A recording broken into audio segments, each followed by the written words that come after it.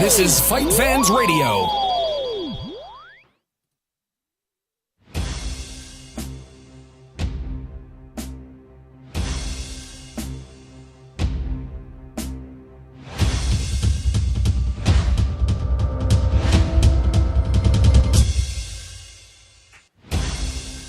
Well, hello.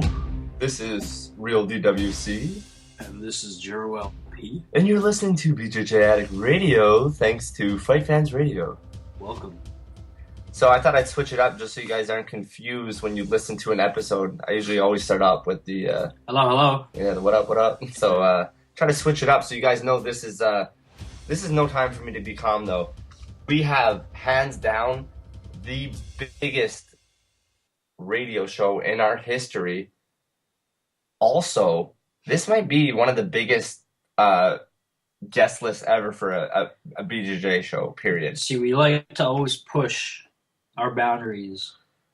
Yeah, absolutely. And limits. Absolutely, just like our Jiujitsu. Yes. So tonight we have on, not one, but 8.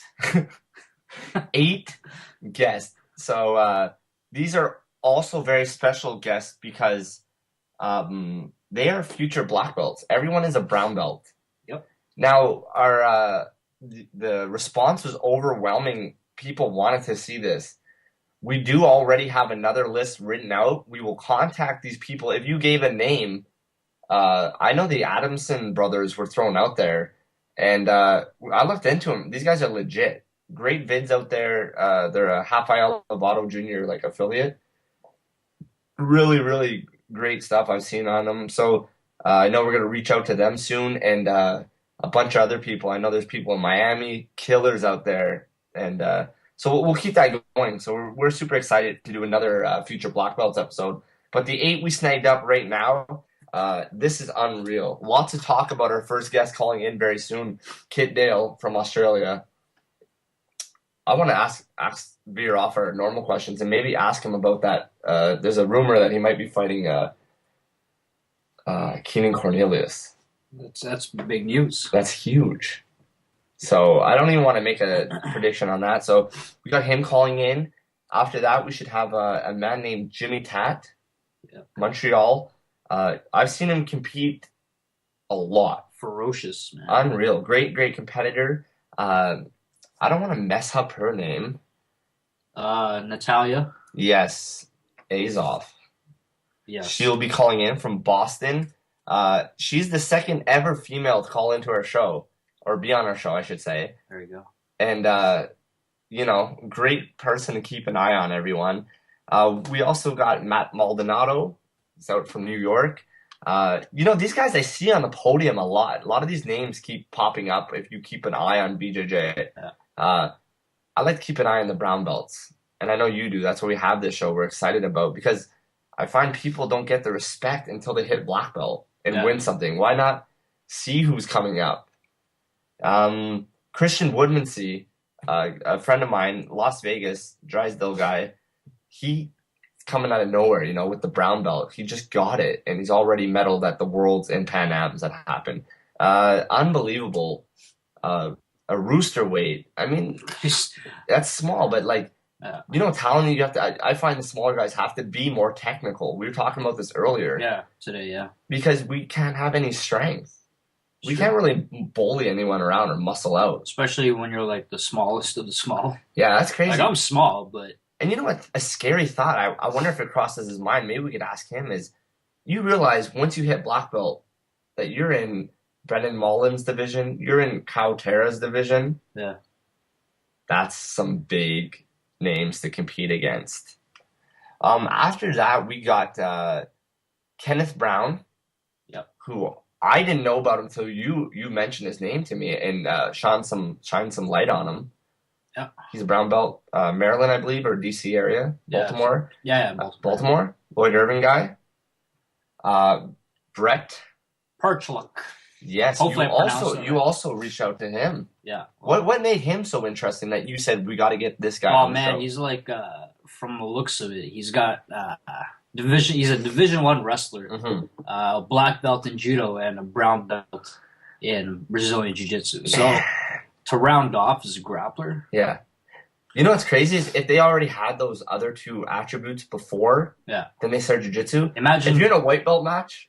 Imagine being the first white belt to fight this guy. That's what I'm saying. Like, yeah, there's a couple times I've done some jiu-jitsu tournaments, and I just get dominated to the point where you feel like maybe I shouldn't be wearing this belt. Yeah, I used to. Or maybe this guy should be wearing another belt. Yeah. I don't know which one it is, but I just got owned. And you find out something like that, you don't feel as bad. I used to compete against black belts that hid under the white belt Brazilian Jiujitsu. Yeah. So I know how you feel there. And last but not least, we got our coach, our very own Nabil Khatib. Yes, Nabil the Thrill. So that rounds off eight brown belts. He's also a great MMA fighter. He's had 20 plus fights, 20 Thai or kickboxing style fights before that. He's been doing it a long time. A great man. And it's cool. Like, we got such a different mix of people on this episode, and all over the world. You can you can tell by the names: Bret Perchaluk, Nabil Khatib, and Kenneth Brown. Yeah, it's so different. But it's great because it just shows you, as large as the sport is all over the world, we still are not that many degrees of separation. Like, for us to reach out to these people, it's not that hard. It's not like I find in other sports and stuff, it's so spread out and there's so many different things going on. But BJJ is still small knit. I think it's a tight knit community. Yeah, I think it's easier to like network as opposed to being like in basketball where you're like, hey, I'm going to New York City. Yeah. Do you mind if I play some basketball with you guys? Or did you just turn into your white voice? Yeah. That was awesome. We're practicing. It was good, man. It sounded legit. Thank you. I guess that's true, eh? It's just the lifestyle's a little bit different.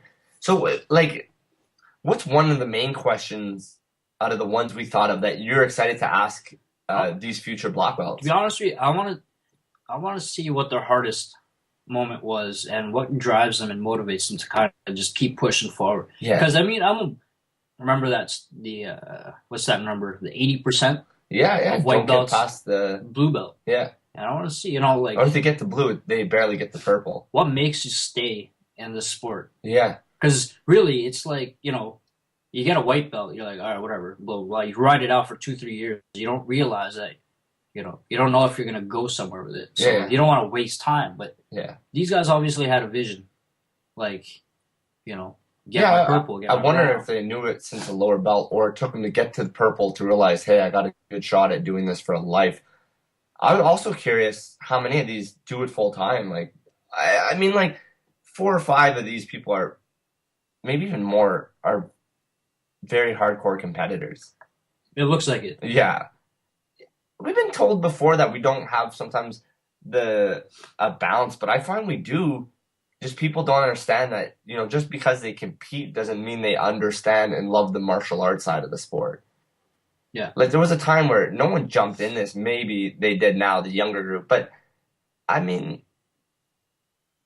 maybe they actually want to learn the martial art, and then they realized, man, this could translate well into MMA, or life. Now I want to test my jiu-jitsu in MMA.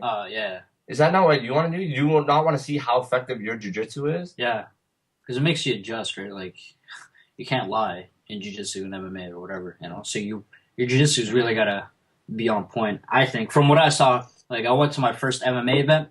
That was your first MMA event this weekend, and what was your thoughts? Oh, hello. Yo. How are you doing? Good, man. You? I'm great. Thank you for calling into BJJ Addict Radio. You are our first guest on this mega show. Awesome. No worries at all. Glad to be on here. Thank you. I was just wondering if you could give us your name. Obviously, we know you're a brown belt. What school you train at, and what affiliate school that is too? Okay. My name's Kit Dale. I train out of Peter DeBean Jiu-Jitsu in Melbourne, Australia. And I also teach out of another academy under the same affiliation, about an hour and a half away from his academy as well, most of the time. Perfect. Thank you very much. We're going to get right into it because we don't have much time with you. So, What is your favorite belt and why? That I've been through myself. Correct. Sorry? Yeah, that's it. Yeah. My favorite belt was probably purple because I spent the most time on that. And I competed at some big tournaments as a purple belt, and it was a real eye opener in terms of how good the quality of jiu-jitsu is internationally and how much it's growing. So I had a lot of fun competing as a purple belt, and I got to travel a fair bit with it too. So that would definitely be my funnest belt. Nice. You've accomplished a lot already as far as coming up the ranks, and like you said, at purple belt. What are some goals you have at the brown belt level? My main goals at brown belt is I want to win a world championship as brown belt next year.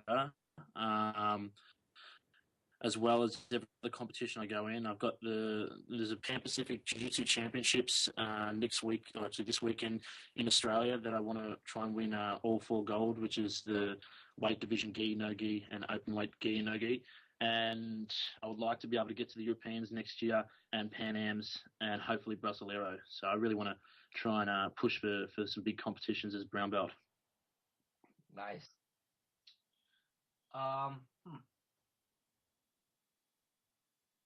Sorry, what do you expect when you do obtain your black belt finally, as far as goals? As far as what, like my goals? Yeah, like what are some things that you will not stop competing at until you accomplish at a black belt? Like what's on your bucket list as far as BJJ? Okay, yeah. As far as BJJ, like the World Championships again, that's my major goal, and I will not stop until I get to that. That's been my goal from the start. Like I have a lot of fun on colours, and I'm really enjoying. The last 4 years of jiu-jitsu has been awesome for me. But realistically, to me, the black belt's the only thing that matters.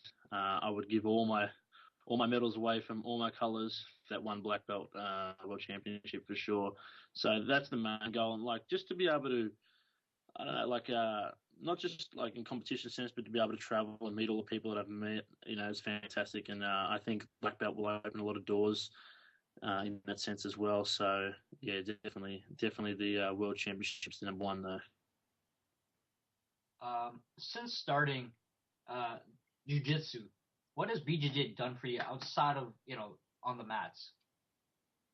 That's okay. So, well, definitely give me a lot of confidence in every aspect of life. I find that before I started Brazilian Jiu-Jitsu, I used to be very shy and not antisocial, but I was definitely not a confident kid.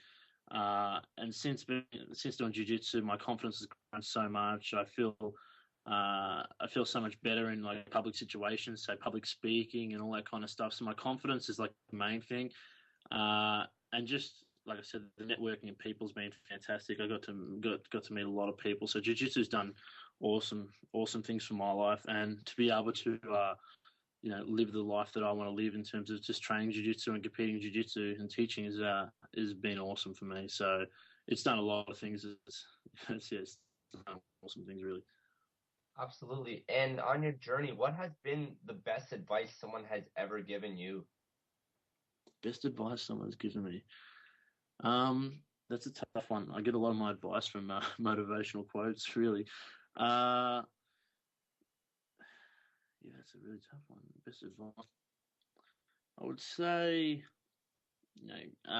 Antonio Carlos Jr. was good. He stayed with me a fair bit in Australia, and he's given me some really good advice. And the main thing was just to, not to worry about the outcome of the fight, not to worry about, whether you win or lose, but just to, put it all out there and enjoy competing and stuff. And it helped a lot because before that I was so worried about, losing that was my motivation. But now my motivation is more just to put on a good fight and, enjoy my time competing and stuff. So that definitely helped in terms of competition. Absolutely. What have you done for your community to spread the sport of BJJ? Bringing BJJ to Lilydale was a good thing because Lilydale's the suburb that I teach out of in my area, the eastern suburbs of Melbourne, and there's not a lot of jiu-jitsu in that area. It's very Aussie rules football orientated. So it was good to start getting some of those footballers into do jiu-jitsu and stuff, and they really enjoy it, and they're good athletes and stuff. And because before I started jiu-jitsu, I was playing football fairly professionally, so I had a lot of connections in the area. So it's good to bring some Brazilian jiu-jitsu into that, and a lot of the football clubs now get me to do tackling drills for them and stuff, which is awesome. So bringing it to the eastern suburbs has been good. I think I definitely would like to do a lot more in the future, though.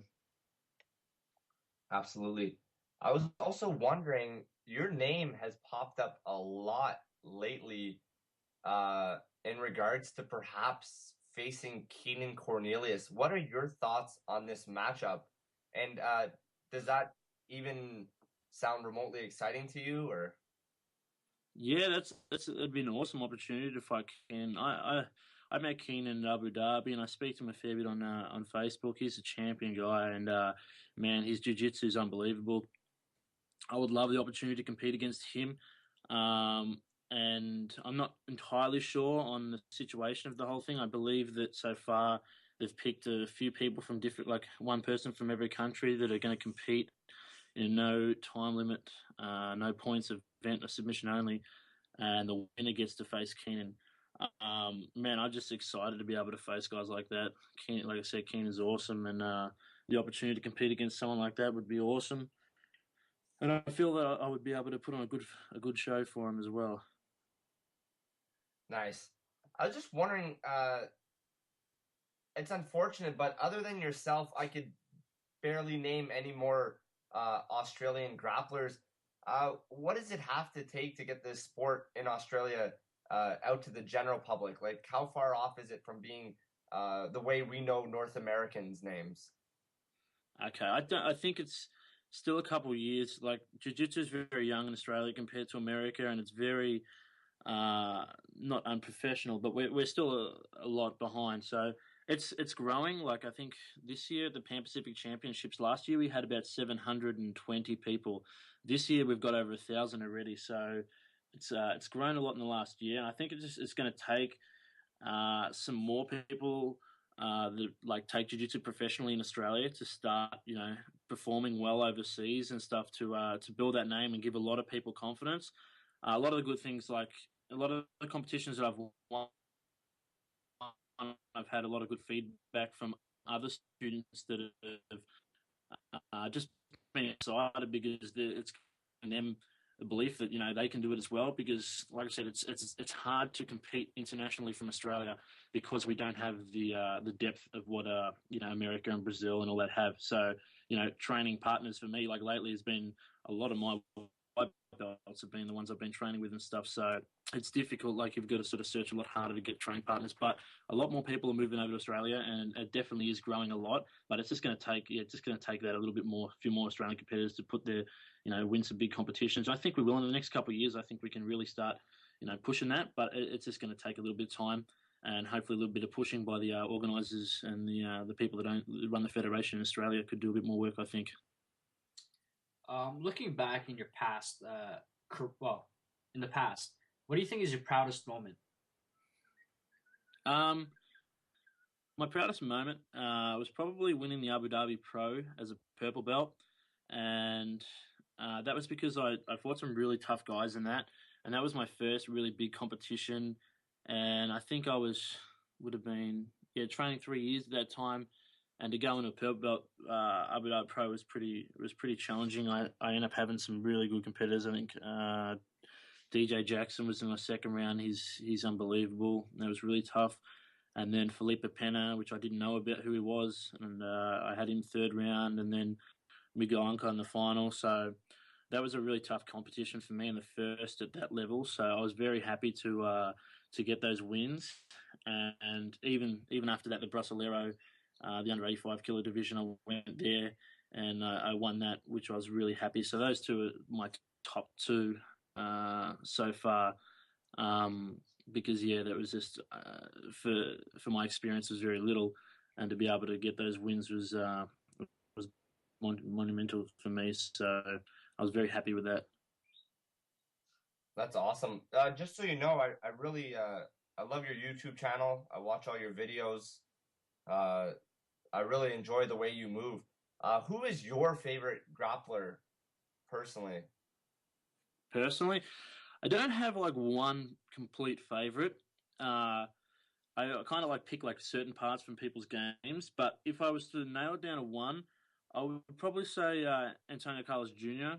Kata Zapato is my favorite because, man, he's so good from his passing, from his guard and his submissions, and when he's fighting, he just puts on a show all the time. So I really enjoy that. He's very open.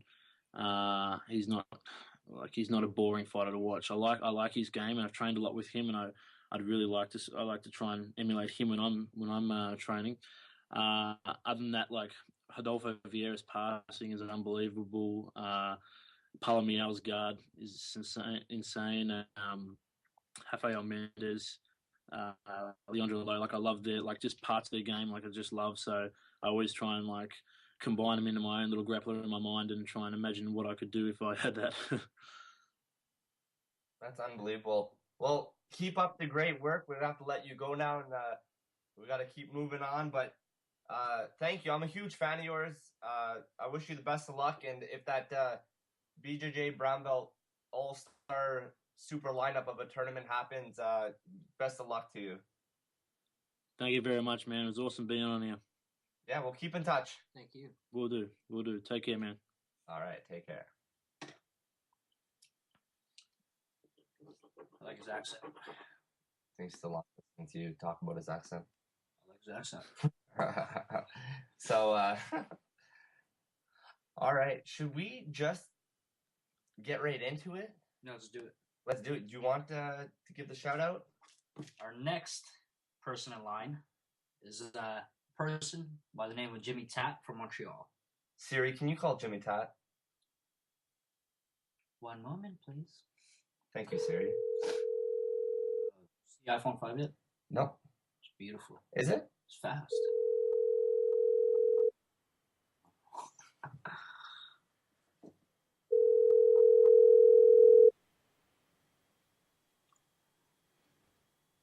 Hello?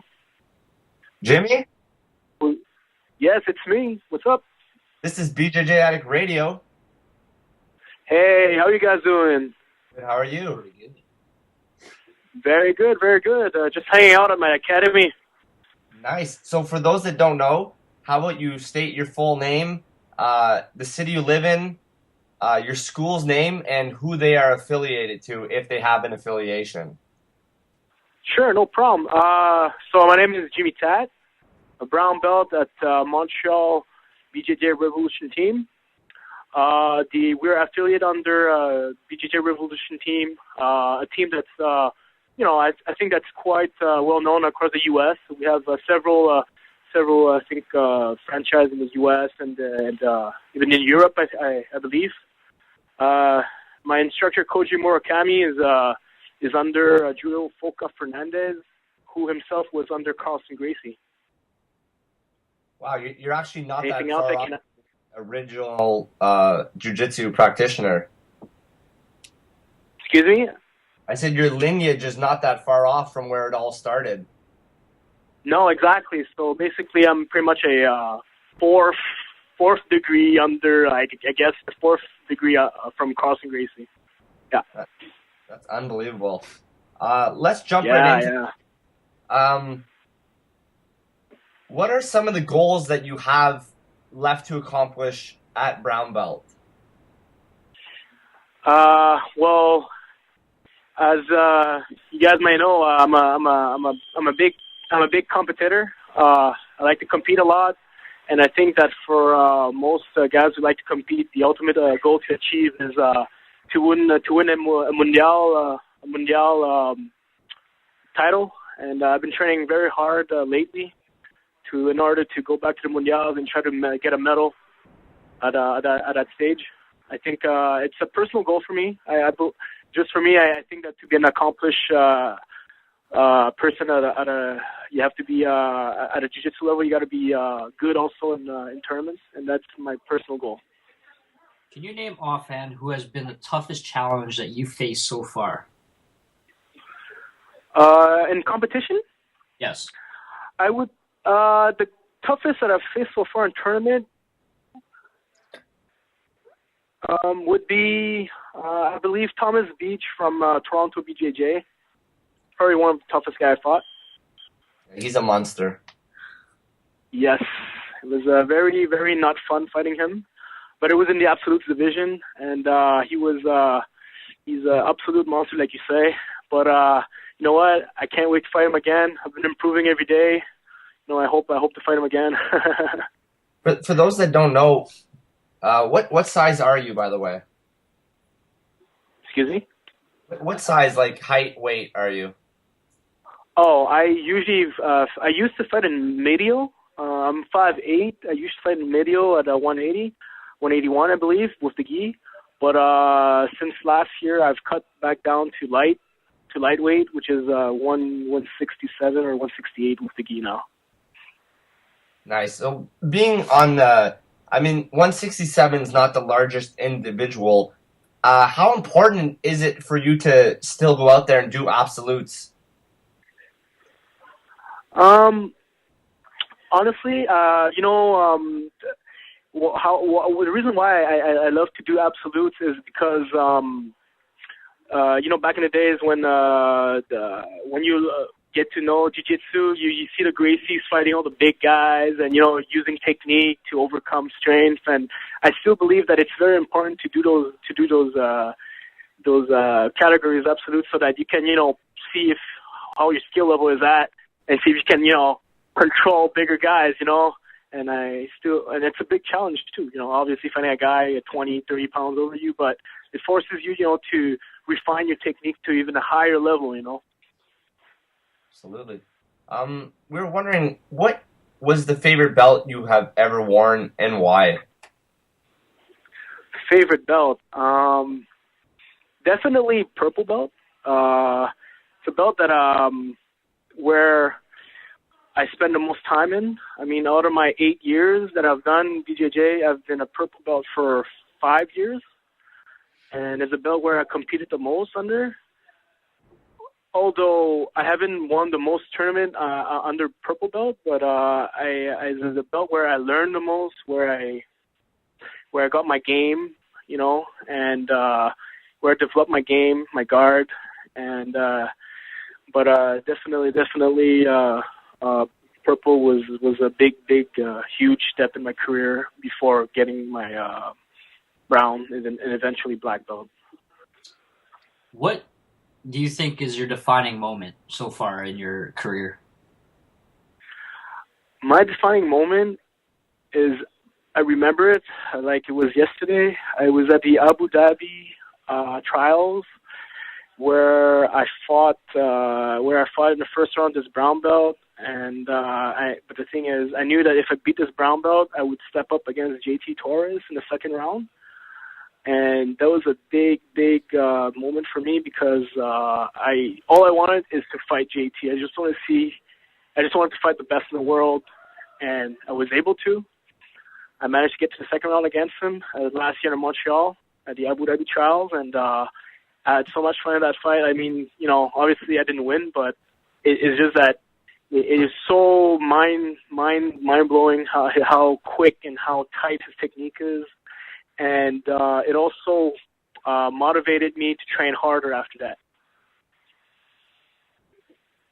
Yeah. With that being said, what are some things that you would improve after a match like that? Well, the first off is the execution, the speed of execution between every move. That was lacking. I was too slow moving from one move to the other compared to him, and I needed to execute way faster. So that my lag time between each move could be minimized and be able to move on to the next one and be able to survive or even to sweep or submit my opponent. Right? I'm speaking generally, but I was too slow. basically he was too fast for me, and I needed to catch up with him. And I worked on a lot of drills and conditioning, strength and conditioning also that helped, because if you don't have the gas tank, you can't move from move to another without gassing out, you know. So it was a big thing for me. Nice. Sorry, I'm glad you put that in, because that was going to be my next question. So drilling and then strength and conditioning is the key if you're a slow competitor. This is one way to speed it up. Exactly. Yeah, you need to know what to do next constantly, and if you get into a bad position, to use your strength for your conditioning to get out of it, and then continue moving on. There's no stopping, you know, because those guys, the moment you stop, they'll eat you alive. I don't know if you already answered this question. I'm asking anyways. Summarizing what you've learned from white to brown belt, what do you think are the important lessons that you've taken away through your journey? The thing is, when I started as a white belt, it was a very, to me, it was just to get in shape. And as I advance in belts, what I realized is there's an evolution as how not only in my technique or in my jiu-jitsu, but there's also my lifestyle. There's an evolution to it too. I mean, then it's about taking care of my own body, eating healthy. You know, it's about helping others, try to improve the others. And then eventually I realized that it wasn't just about, you know, teaching or helping others or just about yourself, but it's about the growth of the sport. In the end, you know, I want to make the sport more popular too for the community, so that I want to share my art with everybody too. You know, it's ultimately so that everybody gets to know the sport and the reason why I do it, and, you know, and the reason why is all for all the things that I went through from white to brown, all the joy that I shared with my friends, with the techniques I share with them, the lifestyle I share with them up until now, and is really to promote the growth of BJJ. That's amazing. With that being said, what are some things within your community have you done to spread the sport of jiu-jitsu? Well, for now, I've been teaching a lot at my own academy, and also got the privilege of teaching right now at the university, one of the universities in Montreal, one of the main universities in Montreal, twice a week also. So I'm getting a lot of people to know my sport, which is a good thing. And I also done a lot of charity events in the past for participated in seminars. And actually next weekend I'll be actually fighting for a charity event in a super fight. So just to, you know, give back to the community and also to promote my sport. Who is your competitor? Because I believe it got changed a couple times, correct? Exactly. I was initially supposed to fight Olivier Aubin-Mercier, and who is a very tough competitor. I believe he trains out of H2O. And then he backed out because he had an MMA fight 2 weeks after. So they're giving me David Gigi instead from Gracie Barra, who's slightly, I think, smaller than me, but he decided to step up. So I really appreciate that, because I've been training hard, and I really appreciate that David Gigi from Gracie Barra decided to step up and fight me in a slightly underweight compared to me. I know you personally from watching I've seen you compete live a ton, actually. I've seen a lot of your matches. But what does it mean when you're involved in a super fight? What does it mean? Like compared to a tournament, you mean? Etc. Excuse me? I said, is there more pressure on you, or do you feel just like it's an honor? Because when you're in a super fight, people are basically saying that you are better. There's actually I don't see a big of a difference personally. A fight is a fight to me. Either a super fight or tournament fight. I prepare my game plan the same way. obviously, prepare for a big tournament, you want to focus a lot on your strength and conditioning because you don't know how many fights you can have. But in more for a super fight, the way you prepare it, I'll be preparing more probably my strategy, and then drilling a few positions that I'll do more than just strength and conditioning. So, because you want to make sure you win your fight more, so you focus a lot on your game plan, and strength conditioning could be a bit less important.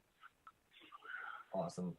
I was wondering who is your favorite, it could be one or two or three or whatever, but who's your absolute top guys that you love watching compete, and sometimes you like to pick little things and try to emulate it or add it into your game already?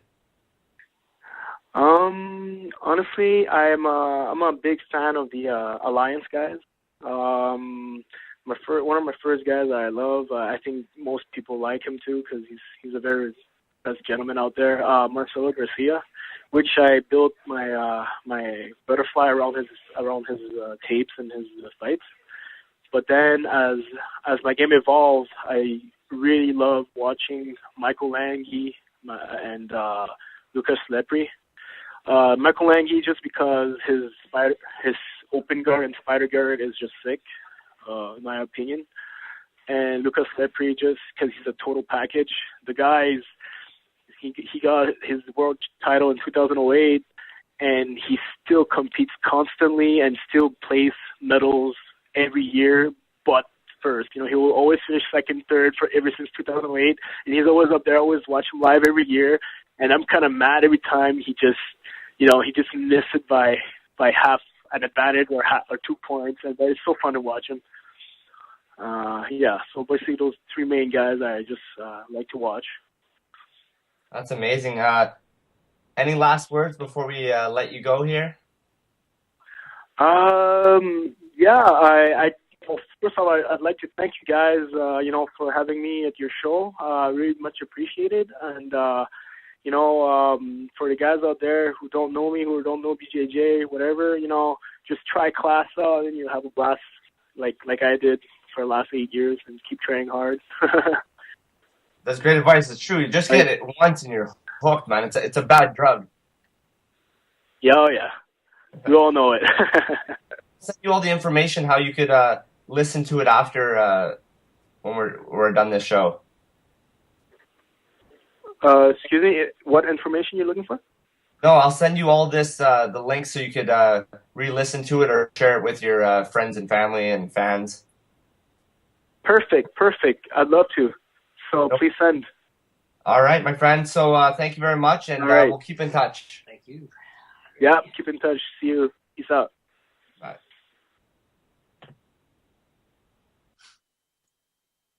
2 down. We're on fire. We're on fire. Siri, may you call our next guest, Nathalia. Where's the Siri voice talking about? Nathalia Azoff. No, where's Siri? Call. Oh, yeah. 1 moment. Is that what they say? I don't know, really. I don't have Siri. This is awesome. 2 out of 8. Flying.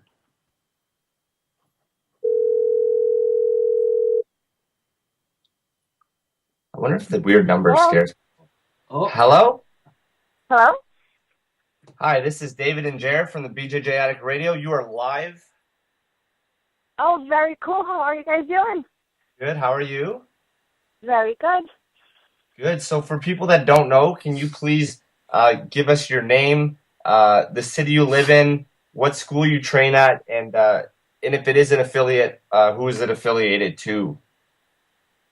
Sure thing. My name is Nathalia Azoff. I am a brown belt from Boston, Massachusetts. I train with Brazilian Top Team in Everett. And it's affiliated, I train in Everett, and I also train at Extreme Ninja in Medford as well, which is affiliated with BTT. Awesome. Just so you know, the first time I saw you compete was at the Toronto Grappling Experience, and man, your technique was so sharp. You were tearing through competitors, and that really caught my eye. And I knew right then, we had to get you on the show and let people know who you are. Oh, that's awesome. That was a great tournament. I had so much fun. It was very tiring. I had 5 matches that day. It's personally the best bang for your buck, definitely. Oh, it totally was. And the girls there were awesome. They were so much fun to compete with. I had a great experience at that tournament. Nice. Yeah, it's personally one of my favorites. Let's just jump right into this. What is the best advice someone has ever given you so far in your jiu-jitsu career? I think the best advice I've had so far is my professors that always tell me that jiu-jitsu has its ups and downs. Some days you step on the mat and you feel like $1,000,000. I mean, you're training well, you're doing your positions just the way you want to do them, everything is coming out perfectly. And then there's other days where you just feel awful, where nothing's coming out, your body's not obeying what you'd like to do. And those are the days that you really have to stick with it, because on those days, that's when it's really easy to give up and say, oh, I'll just give it another shot another day, or let me take a week off. And so it's the days where you're really kind of feeling down on yourself and your jiu-jitsu is not up to where you want it to be, that you really have to stick with it. And that's where the support from your coaches and your teammates come really into play, is because they're really there to help you out and to kind of give you that helping hand and push you to go forward. Has there ever been a time where you thought of, giving up in the sport? And what did you do to overcome those negative thoughts? I think during this time I've had a couple episodes where, either I lost poorly at a tournament, or I didn't compete well, or I had a losing streak, or just a poor not training as well as I'd like to. And I think the most important thing for me has always been to talk to my coaches. Daniel Gazzoni, which is my coach at BJJ in Boston, and Bruno Amaral, who's my coach in Medford.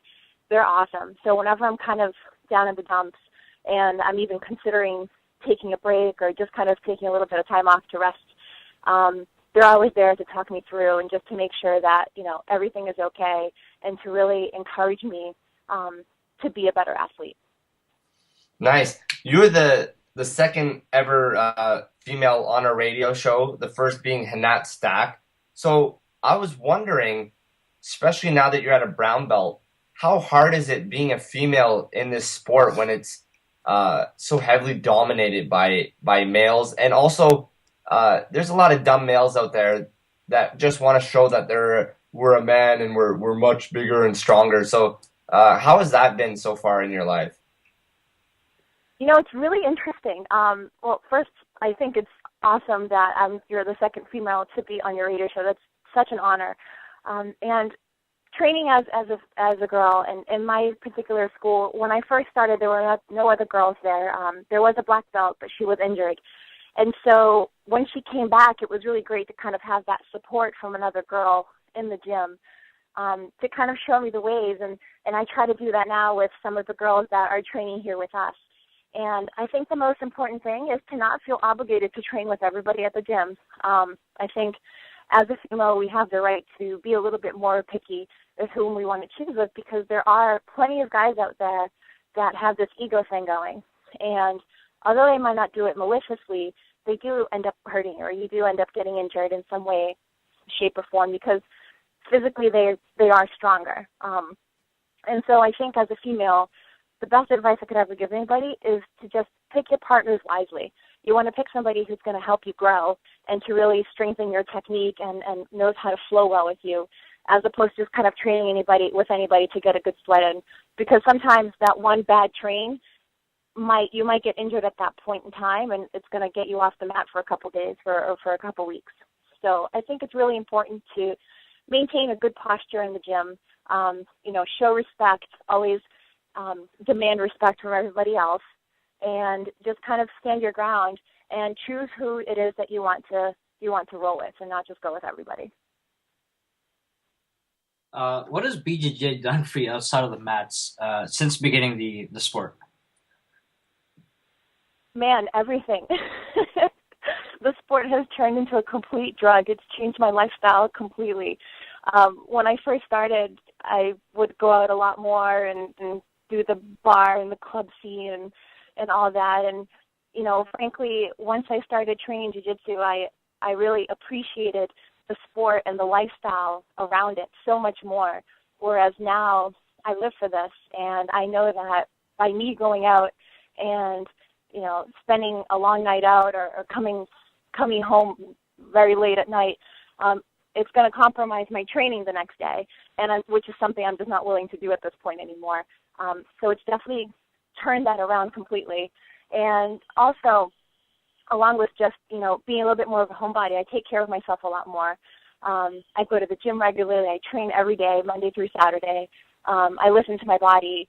And so it's really kind of tuned me into me a little bit more. And in the long run, I think the sport in itself, it keeps you younger just because it forces you to take care of yourself so much. You can't just practice the sport. It's a lifestyle. Absolutely. I couldn't agree with you more. What is something you expect when you obtain the so magical black belt? What is something you expect to gain at that belt, and what are some accomplishments you want to do at the highest level? Man, I don't know. That's a great question. Just having this brown belt around my waist is just absolutely terrifying and exciting at the same time. And so I think just right now, having my brown belt, there's definitely a lot more tournaments that I'd like to win. I definitely want to be on that podium at the Pan Ams and the Montreals. That's my focus for the next 6 to 8 months or so. And I think as a black belt, not just succeeding at tournaments and performing really well there, but I think I'd like to, in order to gain that rank, I'd like to be able to kind of give back to the school and to help out my professors and teach and do that a little bit more, because I think having the black belt around your waist, it's not just being a good athlete and competing and winning tournaments. I also think a lot of it is kind of giving back to the other students and showing them and giving them a little bit of your knowledge as well. What's the toughest lesson you've learned so far? Excuse me? What's the toughest lesson that, jiu-jitsu has taught you? I don't know if I asked it. Well, what it has taught me? He kind of already asked that, right? Kind of did. But, yeah, you're kind of cutting off on me. Yeah, that's just the way I talk. It's my... He has broken English. Yeah. I listen to cassettes. So, anyways, what's an important quality you possess that has brought you this far into the sport? I think a very important quality would be perseverance, which is something the sport helped me attain. Because like I said, it has its ups and downs, and sometimes those down points are really hard, and you really have to persevere. Another huge quality, I think, would be just the respect. Just the respect that we have, our teammates, with our professors, and everybody else on the mats is just completely out of this world. And although as a person you always like to think that you have that type of respect always, I think the sport has kind of instilled it even more. What is the favorite belt you ever worn and why? And also, what is your absolute worst belt you ever had to wear and the reason why? Let's see. My favorite belt, I think, was my blue belt. When I got my blue belt, I immediately went and competed at the European Championships. I didn't even have my belt for a month, and I placed first. And so it kind of started off this amazing belt experience, and I won a lot of medals with that particular belt. And my blue belt is really what kind of helped me persevere and really pushed me forward to continue training the sport. And it was right around that time that I really got hooked. With that said, my purple belt was probably my worst belt, quote unquote, because there's it's a tough belt to have. I think it's the best and worst belt. I got off this great winning streak with my blue belt, and as soon as I got my pro belt, for the first 6 to 8 months, I was losing everything. I was training poorly at the gym, or I felt like I was training poorly. It was just a really tough belt to have, and I didn't really feel good wearing it until probably the last year or so that I had it. And that's when I really kind of incorporated the purple belt into me. And my brown belt now I got over the summer, so I'm still kind of getting used to it. It feels weird having it around my waist.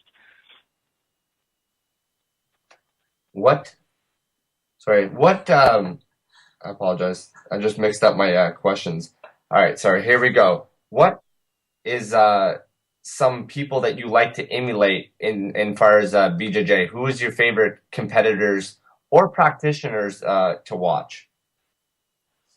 Man, from the girls' side, I love to watch Hanet's awesome. I love Kira. All those girls. I think Michelle Nicolini, I think they're just amazing girls. You know, on the men's side, all the guys are just great to watch. I think I love to watch Claudina's game. I think it's absolutely amazing. And Marcelo Garcia, I think, are the two that I kind of put right up there. Amazing.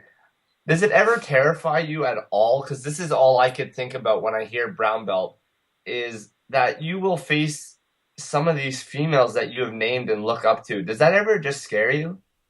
Oh, it's horrifying. And, you know, up until this year, the brown and black belt categories at the Pan Ams and the Worlds and all the IBJJF tournaments were together. And I was just horrified of getting this belt because I was like, man, I'm going to have to compete against these women that I just think are absolutely incredible.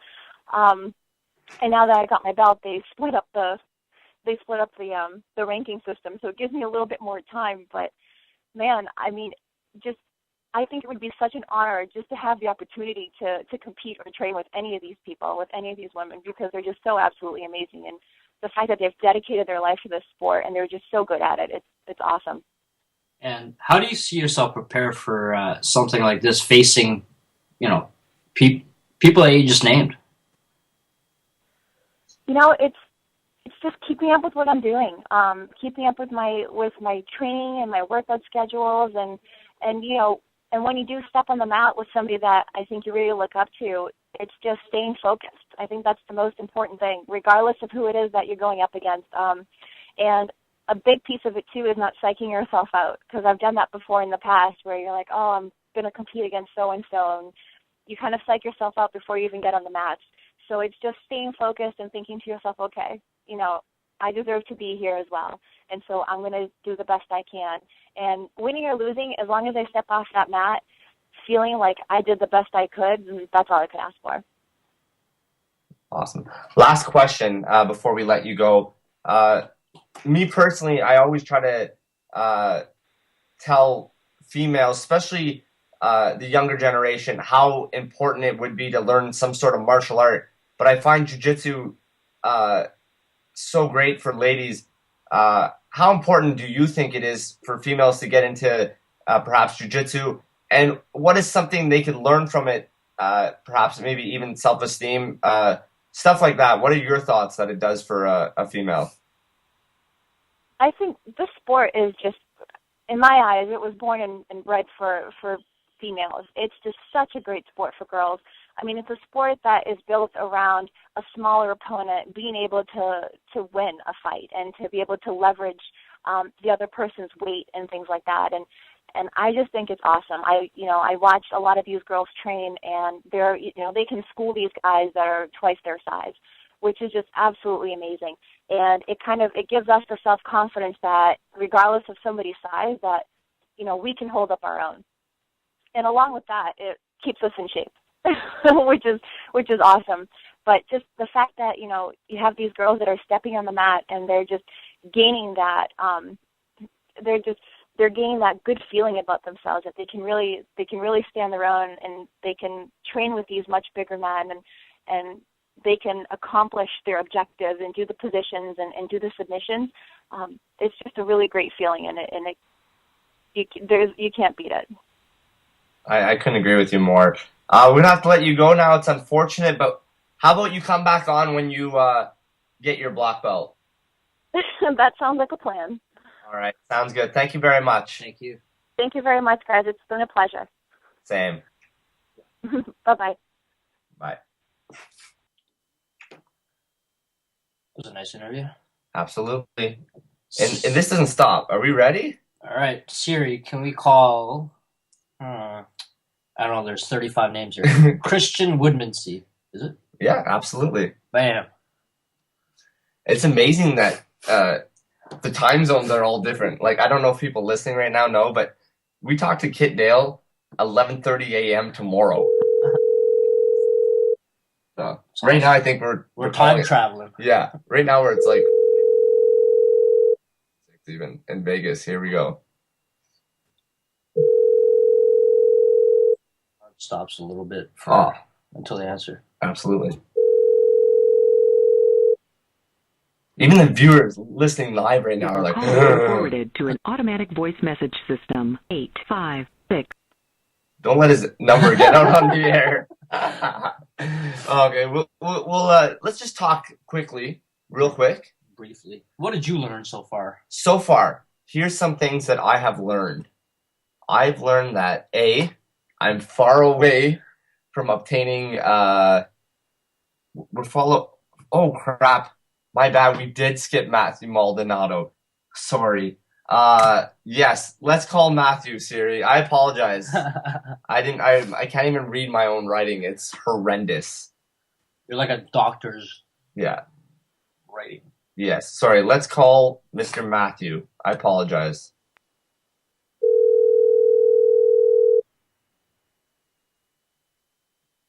I think it would have been more organized if you pulled.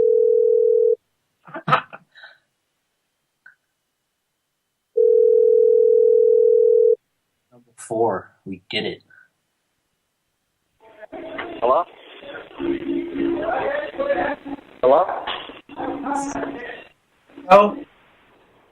Hello? How are you? Can you hear me? Here. Hello? Hey. Hello? Hello?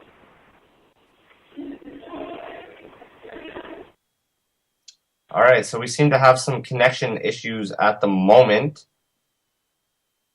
I apologize about that, folks. Hopefully you guys can hear us very well right now. I'm not sure if you can, but if you can, I'm happy. We'll keep talking, though. So that was a bad connection at the moment. I heard a lot of noise. He must be in the gym at the moment. And sometimes when you're in the gym, it's hard to hear. So we'll wait a second and we'll give a shout back to Mr. Matthew Maldonado. Yeah.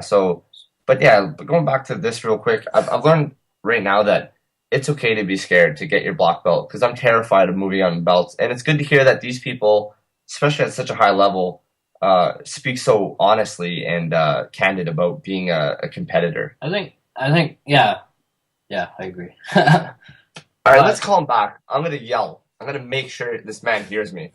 You ever get that? Like you're on a bus or something and you're out in public. And I've been there tons of times. It sucks.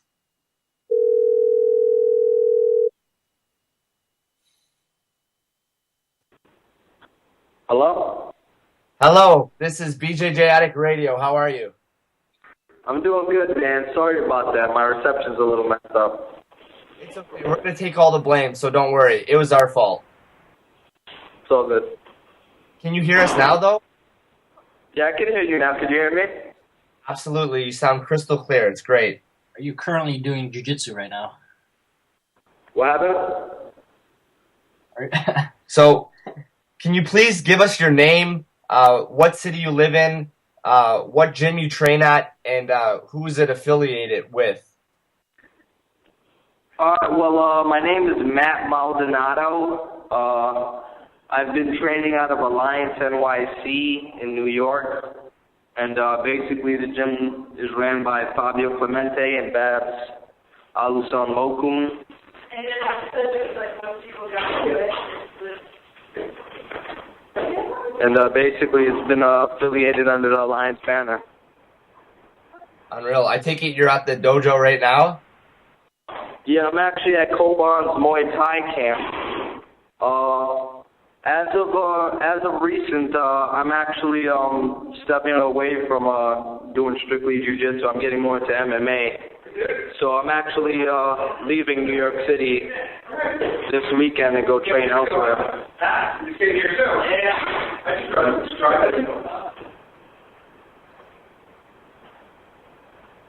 Matthew? Yeah, you can hear me? Yeah, absolutely. Just wondering, where are you going to? And, where are you going to?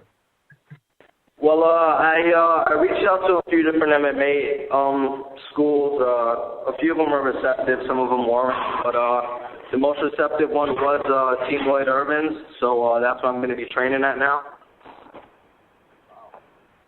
That's good news. Hopefully that works out great for you. Let's get right into this interview. And what has BJJ done for you outside of the sport or even on the mats? It's done a lot, man. I've met people from different walks of life I thought I'd never be affiliated with, or associated with in any way. It's basically, I guess, opened up a path for me to live a life where, I'm basically doing what I want to do with my life right now. That's what BJJ has done for me. So it's opened up a lot of doors that wouldn't have been open if I didn't start BJJ. Where do you see yourself now if jiu-jitsu wasn't introduced into your life?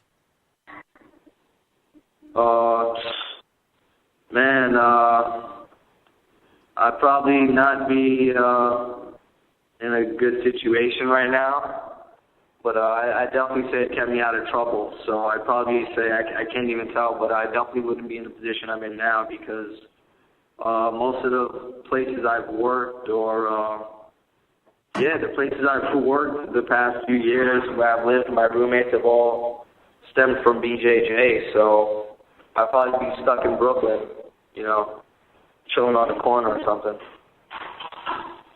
That sounds like some real talk. I appreciate that. What is the best advice someone has ever given you as far as when you do the sport?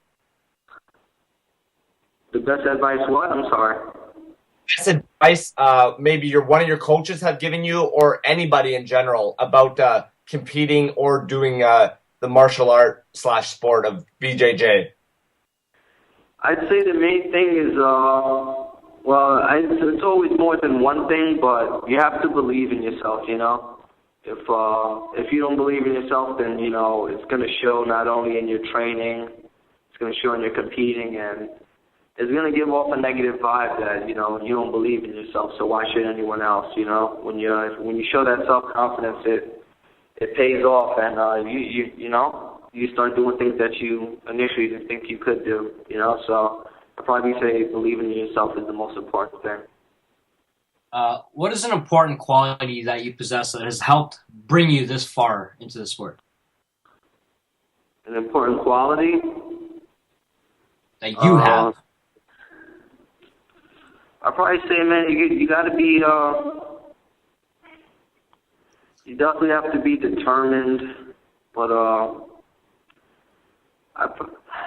damn, that's such a hard question.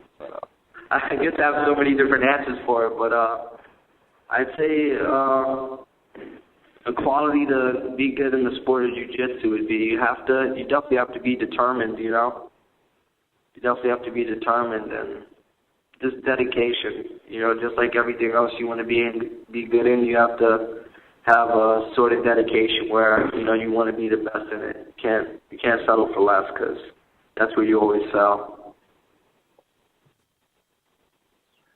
So you getting into MMA, was this always the ultimate goal for you, or did you start BJJ and just happen to want to test your skill set and then do MMA? Was it that way or the other way? I initially always wanted to do MMA. That's why I got into BJJ. But once I got into BJJ, it kind of took over some of my MMA training. And also when I was training more MMA like a few years ago, I did an event where I got blacklisted for like 2 years because some kid got like brain damage on the card, and certain people didn't have blood tests, so everyone got blacklisted on the card. So I basically wasn't able to do or have a fight in the surrounding states for like 2 years. So I solely focused on jiu-jitsu, and that's what made it take, I guess, the lead in things. It took a lead. Instead of me training more MMA, I just went right into the gi more for like 2 years straight. But the main focus, I'd say, is I definitely want to be a champion in MMA, and I definitely want to be a black belt world champion. I'm not going to put down the gi or anything because I'm, training MMA now. So with that being said, what is your absolute favorite belt you have ever worn leading up to this moment? And what is the worst belt you ever worn? And why for both of those reasons? I'd probably say my favorite belt I've worn, I guess I'd have to say brown, because I feel like brown, I just feel like, I feel like I'm still not there for black belt, but I feel like, I'm at a space where it's like that's the next thing, I'm going to be a black belt soon, and all my hard work is going to, show me the work doesn't stop. But it obviously shows I'm, established in jiu-jitsu if I get a black belt.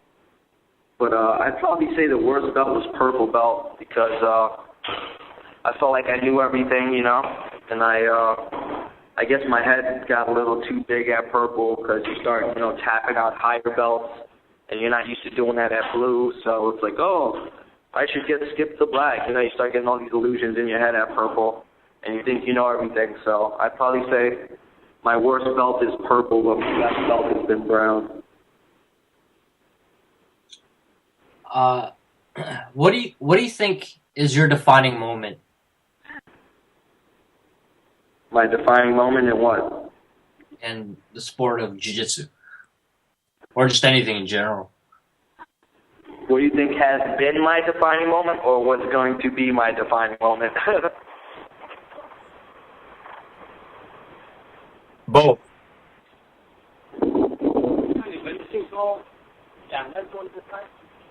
Hello? We're wondering what both your defining moments so far in the sport, and then what your defining moment will be in the future, considering BJJ or even MMA. I think in the future, I guess I'll say for now, I'd have to say at Worlds, a lot of people, I was kind of flying under the radar at Worlds. I wasn't A team for Alliance. I was B team, but I had the tougher side of the bracket, and I ended up beating the Pan Am gold medalist and silver medalist, and then I beat last year's golden boy at Pluma and brown belt. So I'd probably say Worlds this year was probably the defining moment for me. But in the future, I'd probably say the defining moment is going to have to be MMA, because a lot of people don't know I have pretty good stand-up. I'm pretty focused. I want to do big things in the sport, and I feel like I just joined the right team that's going to help me do that. So I definitely say my next defining moment is going to be in MMA. Nice. Any last words before we let you go? No, man. I just want to thank you guys for giving me a call, checking out what's on my mind and what my future plans are. That's really it. Thank you very much for speaking to us. Good luck in the MMA career, and hopefully we get to speak down to you in the future once you reach the UFC and possibly get some gold around your waist. Oh, definitely. That's definitely the main plan. So we'll definitely have to talk in the future about that when that happens. Absolutely. Thank you very much. Best of luck. All right, man. You guys have a great night. Good. Thank you. 4 down. All right. One.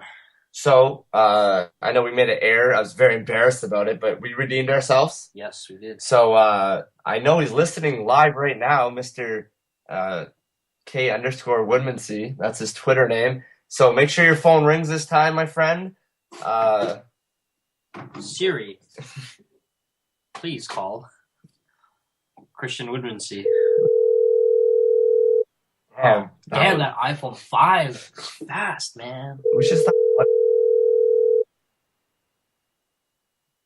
This is my reach out to Apple.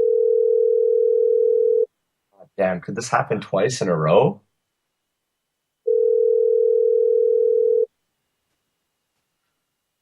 Phone is ringing.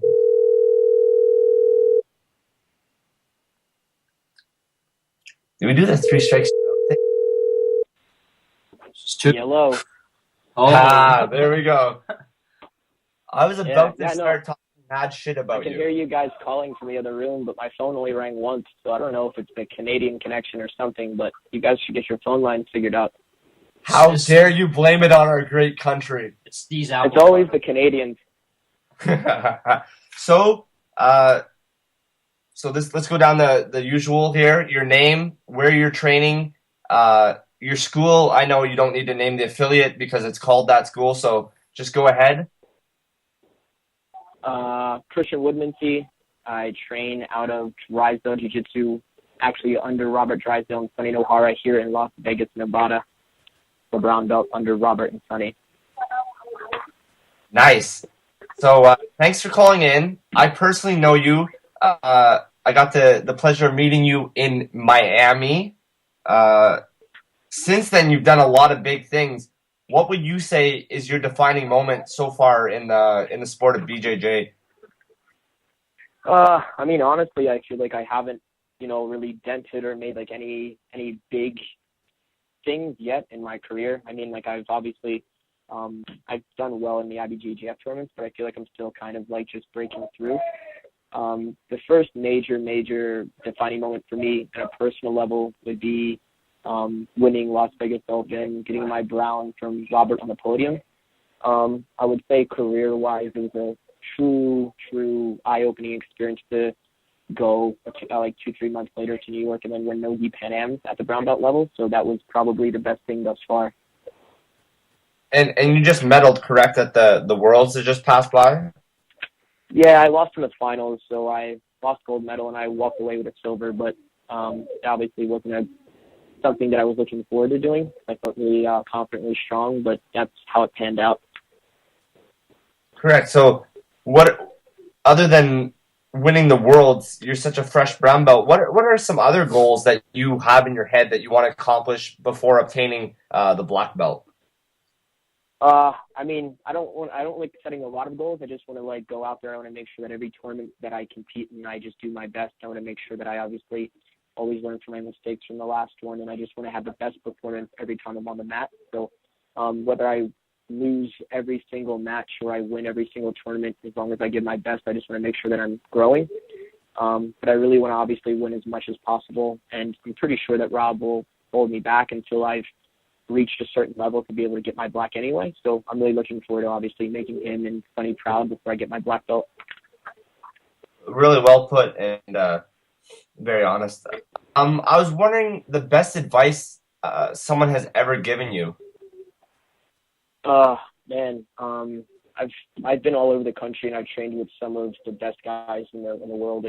I used to train under Lloyd. I used to train under Cyborg in Miami. I train with Robert Drysdale now. So, I mean, I've heard advice in Portuguese. I've heard advice in English. And, at the end of the day, the most I've ever had the insight of getting from all of my instructors was just to be open-minded. Robert's helped me a lot with my mental game since I got here. He really shed some light on how I should be feeling when I walk on the mat and what I should be feeling after I walk off the mat. And the best insight that I've gotten from him is just to be open-minded, always be learning, always be humble, don't walk around here thinking like you're the man or that you're going to be able to tap everybody out or anything else like that. And there's obviously another side too with not being negative, not being obviously too hard on yourself to the point to where it causes damage, and just going out and having fun, because that's the most important thing. If you could give an advice to all the white belts and blue belts that, are thinking of giving up because they're just not progressing the way they want to, throughout your experience, what advice would you give these guys? For white and blue, I would say, I mean, it's always going to be a part of your jiu-jitsu career to go through hills and valleys. There's going to be moments where you're unstoppable, and it doesn't matter how much you train or how many days you take off, you're just sharp and you do really well. And there's going to be days with no matter how hard you try and how much work you put in, you're just going to get smashed. So, I mean, if you really want it, the best advice I could give is to just kind of always keep in mind why you're there in the first place, your motivation, and just always walk on the mat and have fun and just try to keep focused on what your goals are. And I mean, obviously, if you're going to give up, you're going to give up. But if you don't want to give up, you just got to use that as fire and keep going. Have you started teaching now that you're at a higher belt level? Yeah, well, I mean, I used to teach when I originally lived in New Jersey, when I taught in Philadelphia. I taught a little bit when I was in Miami at Fight Sports with Cyborg. And now, actually, since I've been here, Rob's giving me the responsibility to teach. So I teach kids, I teach adults. Sometimes I teach a little bit more than others. It just depends on my schedule. But as of right now, all I'm doing is full-time training and then instructing and teaching my classes that I have every week. Now, this is my question. Does this make your game sharper after having to explain in great detail each move and position and theory behind it? Oh, for sure. I've caught myself either in a class or with teammates and been like, hey, this is something that you're doing. And then I had this kind of like eye-opening experience and realizing that I'm kind of a hypocrite because I can see them do it, but I do it and I don't change it. So it's really eye-opening to see the holes in myself when I look at others' games and able to focus on what I need to change. And I've never had that kind of experience just walking on and off the mat. And it only took place while I'm teaching students or I'm helping my teammates out with something going on. So definitely been a huge game changer, and it's been stepping up my game in competition as well. Now, we were talking about it. I don't know if you heard this, but I was mentioning to my partner here, Jerr, that you are in a category called Rooster Weight. And once you hit black belt, there's guys out there like Brendan Mullins and obviously Kyle Terra. Does this terrify you or excite you to know that once you get black belt, these are some of your opponents? Oh, I've never been so excited. Each time I go to a tournament, BJJ tournament, I see Kyle Terra, I look at him right in his eyes, and I can't wait to fight him next year. I mean, it's something that's obviously scary, and it'll put me to the test, but I know it'll be a great learning experience and it'll make me better. But I mean, I used to be terrified. I mean, like, it would literally make me nauseous, and I'm just thinking, like, I'm competing with some of the best in the world, and I'll have to compete with even more of these high caliber guys if I want to fight in Abu Dhabi or continue to fight at Worlds against these black belts. So I am looking forward to fighting and experiencing myself while fighting Bruno and Cal and stuff like that. So I'm looking forward to it, but I'm pretty sure right now I can talk a big game, but when I get on the mat, I'm going to be incredibly nervous and excited at the same time. So it'll be a good experience for sure. Now, how you mentioned that, and then you might be nervous on the mat. So it's somewhat conflicting. But if anyone doesn't compete in BJJ, they don't understand really what you mean. So how important is it to kind of have that edge of, such confidence where someone else might think it's almost cocky, but as a competitor, you need to have such a strong belief in yourself that no one else could understand. So how do you balance that out? Man, I'm a huge mental fighter. I know that when I fight, that when I step on the mat, usually whenever I lose, I'm really beating myself. I'm just kind of in my own head and I'm making mistakes that I've never made before. I'm not playing my game, and I've talked with a lot of instructors and black belts, and you just kind of you always have to just do you. I train 3 times a day, 6 days a week, and I should be able to always do what I'm always doing. But obviously, when you're out there, you're nervous. You make mistakes. You just got to kind of go with the flow. And the more mat experience that I get training at these high levels, it obviously helps. But I mean, for people that don't understand jiu-jitsu, when you go out there, I come off probably cocky or big-headed to a lot of people, But I mean, if you're already going to that fight and you're not confident, you've already lost. So I mean, to a degree, you have to really be confident in yourself. You have to really be sure of this is my jiu-jitsu, this is what I'm able to do with it, and nobody's able to stop it. I mean, if you're not confident in that, there's no point in really fighting. What is your favorite belt and why? And also, what's your least favorite? Man, I hated my blue belt I got my blue belt in like 5.5 months of training. And I was a blue belt for, I think, like 9 months. But it was like I went through like this up and down of thinking I was great and then realizing that I was horrible and then going back and forth. And I used to jump around a lot and wasn't sure what I was going to be able to do. I mean, thus far, I've learned more at the brown belt level than I have at any other belt thus far. And I've only had my brown belt for about 4 or 5 months. And I've learned more jiu-jitsu in 4 or 5 months than I have in the past 4.5 years that I've been training jiu-jitsu. So, I mean, the brown belt is like the most important thing that I've seen thus far. It's been eye-opening, and it's made my jiu-jitsu a lot better. Now, you know, obviously I know who you are and I know of you. But let's say someone types up your name. I see you have an MMA fight. What made you get into that avenue? Because I personally, I love and hate it. I love seeing some of the best competitors finally do MMA, and then sometimes I hate it because I'm selfish and I want to see them still compete in BJJ. What was your reasoning into getting to the other side of the sport?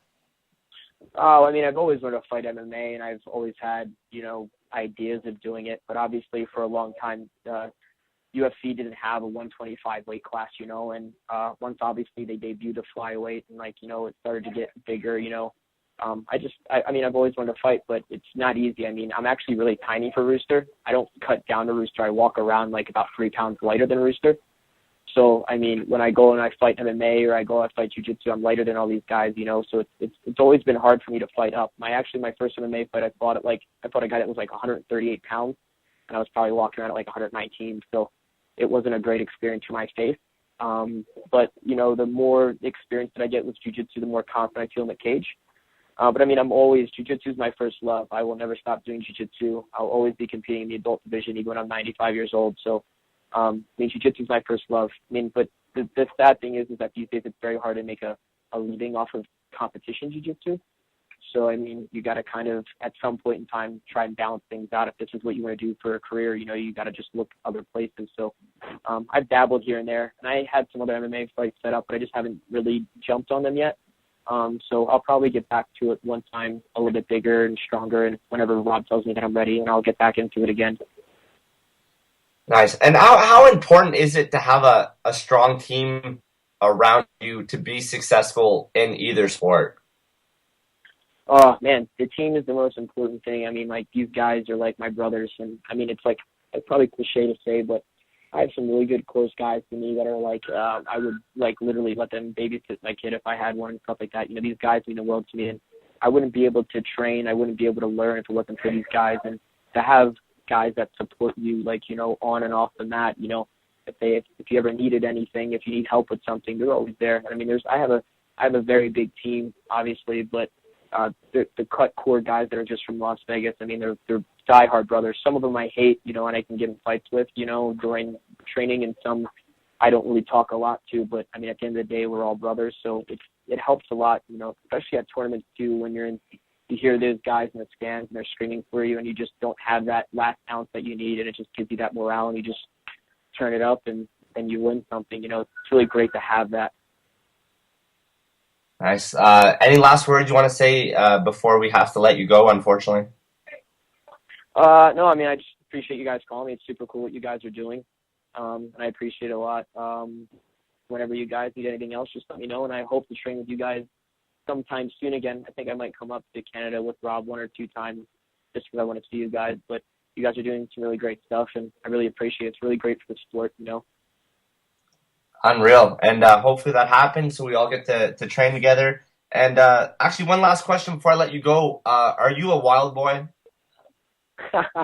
Yes, I am. Thank you for asking me that on the radio. That sounds great. Yes, I am a wild boy. That is correct. That's how I want to end this interview. Well, that's a great way to end it. I'm pretty sure that if anybody is actually going to contact me now because of this interview, they're going to ask me a very awkward question because of that. Well, if they don't listen to MGK, that is their problem, not ours. All right, great. I appreciate the time, guys, a lot. Thank you. All right, take care. Have a good one. Peace.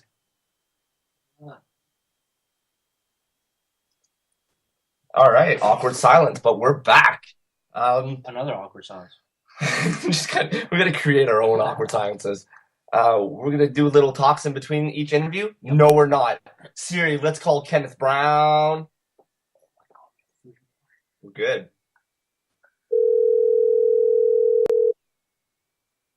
I honestly feel like I could bang out 68 straight in. Did I say that live on the air? I think we should double it. We should find 8 more people. Call randoms and interview them live on the air. Hello. Hello, is this Mr. Kenneth Brown? Indeed so. You are live on BJJ Addict Radio. All right. Hey, how are you doing? Pretty good. Good. So we have a format. This is how we want to start the show. Give us your name, where you live, the school you train at, and if the school's named something else, what is the affiliate? Okay. So my name is Kenneth Brown. I live in Baltimore, Maryland. I train at Evolve Academy in Gaithersburg, Maryland, and I'm part of Team Order. Nice. Is there any pressure being on America's favorite team right now? I mean, for me, it's not pressure, but it can be if you allow it to be. Yeah, absolutely. Let's jump right into this interview with this question. In the sport, it's very important to give back to the community and spread BJJ. Have you taken part in this thought process, or have you been able to give back yet? Yeah, I've been thinking about it. Like I give back by teaching jiu-jitsu, trying to think of ways to convey the knowledge and the love of the sport in the best way possible. And also, I try to, post things on the web and try to encourage people to give it a try. But I can always do more, and I'll think about it more as I go along. And how did you get into the sport of jiu-jitsu? And what made you continue doing it to get to the level that you're at now? Well, I started training at Evolve Academy what was it? It was like 6 years ago almost. And for a year I didn't train jiu-jitsu at the academy. I was just doing like the Thai boxing and the other programs. But being in the environment over time, you get exposed to it. You get you see it out of your peripheral vision, and over time it just I wanted to do it, and I gave it a try. I loved it, and then I was hooked. There was no going back. All right, perfect. Before we go on with this interview, I want you to tell people your website, because I actually really, really enjoy your site that you have made. So let people know what that is, and what's your goal with this website that you have? Okay. The website is called BJJ Canvas. The name is kind of because when I think about jiu-jitsu, I think of it as an art, And with an art, every person's expression of the art is different. It's their own masterpiece. And that's the same in jiu-jitsu. Like, everybody has a different style. They create a different, masterpiece. So Canvas is kind of my thought process and how I think about jiu-jitsu as it develops over time. So it's like I'm just throwing things on the canvas, painting it stroke by stroke, stroke by stroke. Absolutely. I agree with you totally. My favorite thing that you wrote was how you compared Think and Grow Rich, and you compared that to the ideology to BJJ. That was probably one of my favorite that you have done, because I've read that book and I absolutely loved it. So it's a great book, and Master Lloyd recommends it a lot. I read it 3 times. Like when I read it once, I was like, I see things I can apply. So I read it again. And again, I saw things I could apply. And then I read it again, and I still see things I could apply. Like, I'm probably going to read it more times because the concepts are universal. Like, you see them, like the same concepts, you see them in other books, you see them in other spheres, you see them in quotes. But that book just kind of outlined them in a clear way. And if you take the concepts and apply it, you can apply it however you want and achieve the results you want. Nice. Well, what are some goals you have left at the belt you're at, which is brown? And what do you expect when becoming a black belt? Because when we all started off, that goal seemed unattainable or magical, but you're getting very close to it. So what are some goals at both those belts? Well, as far as black belt, I'm not even thinking about it yet. Like, I just got my brown belt in July, and my focus right now is just getting better. Like, I when I go out and compete, it's just to test myself. Like, I want to test myself against the best people. I want to learn every day, and my goal is to never lose the love of the sport and to lose the love of staying in the process of improvement. That's simply my primary goal. What are some procedures that you take to ensure that you don't lose love of the sport like many people have over the years? Well, I try to kind of introduce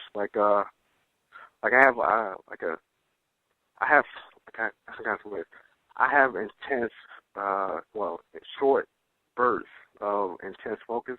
So I focus on different styles and different techniques and different concepts. And these little small projects they keep my interest alive, because I'm always working on something. Where do you see yourself now if it weren't for being introduced to jiu-jitsu? And since we're on the subject, how did you get into the sport? Well, you already mentioned the reason I started training at Evolve Academy is before I started training, I was really overweight. I was 340, right? But I started watching Ultimate Fighter and stuff, and I liked it. I liked the sport. I liked the MMA, and I wanted to see if I could do it. I wanted to test myself. I wanted to try it, and I thought I could. So I went out and found the gym. Evolve was the first academy I went to. That first day was rough. It was terrible. But I made it through. I made it through, and that's all that matters. And I loved it, so I stayed. And over time, it spread to jiu-jitsu, and I never looked back. I agree. Like most of us, the first class is usually rough. I took a pretty good beating, but that's what made me want to stay. What was your favorite belt that you have worn, and what is your most hated, and reasons why for both? You mean you mean belt? Yeah, jiu-jitsu belt. Well, I don't really have a favorite belt, but blue belt was the belt that I wanted the most. I couldn't wait to get that belt, and when I got it, I was so happy. It was an incredible day. After that, my perspective on belts changed. I no longer think about promotion. All I think about is, process of improvement. So, yeah, that was pretty much the promotion was the best thing. But as far as being a specific belt, I'm just happy that I'm continuing to progress.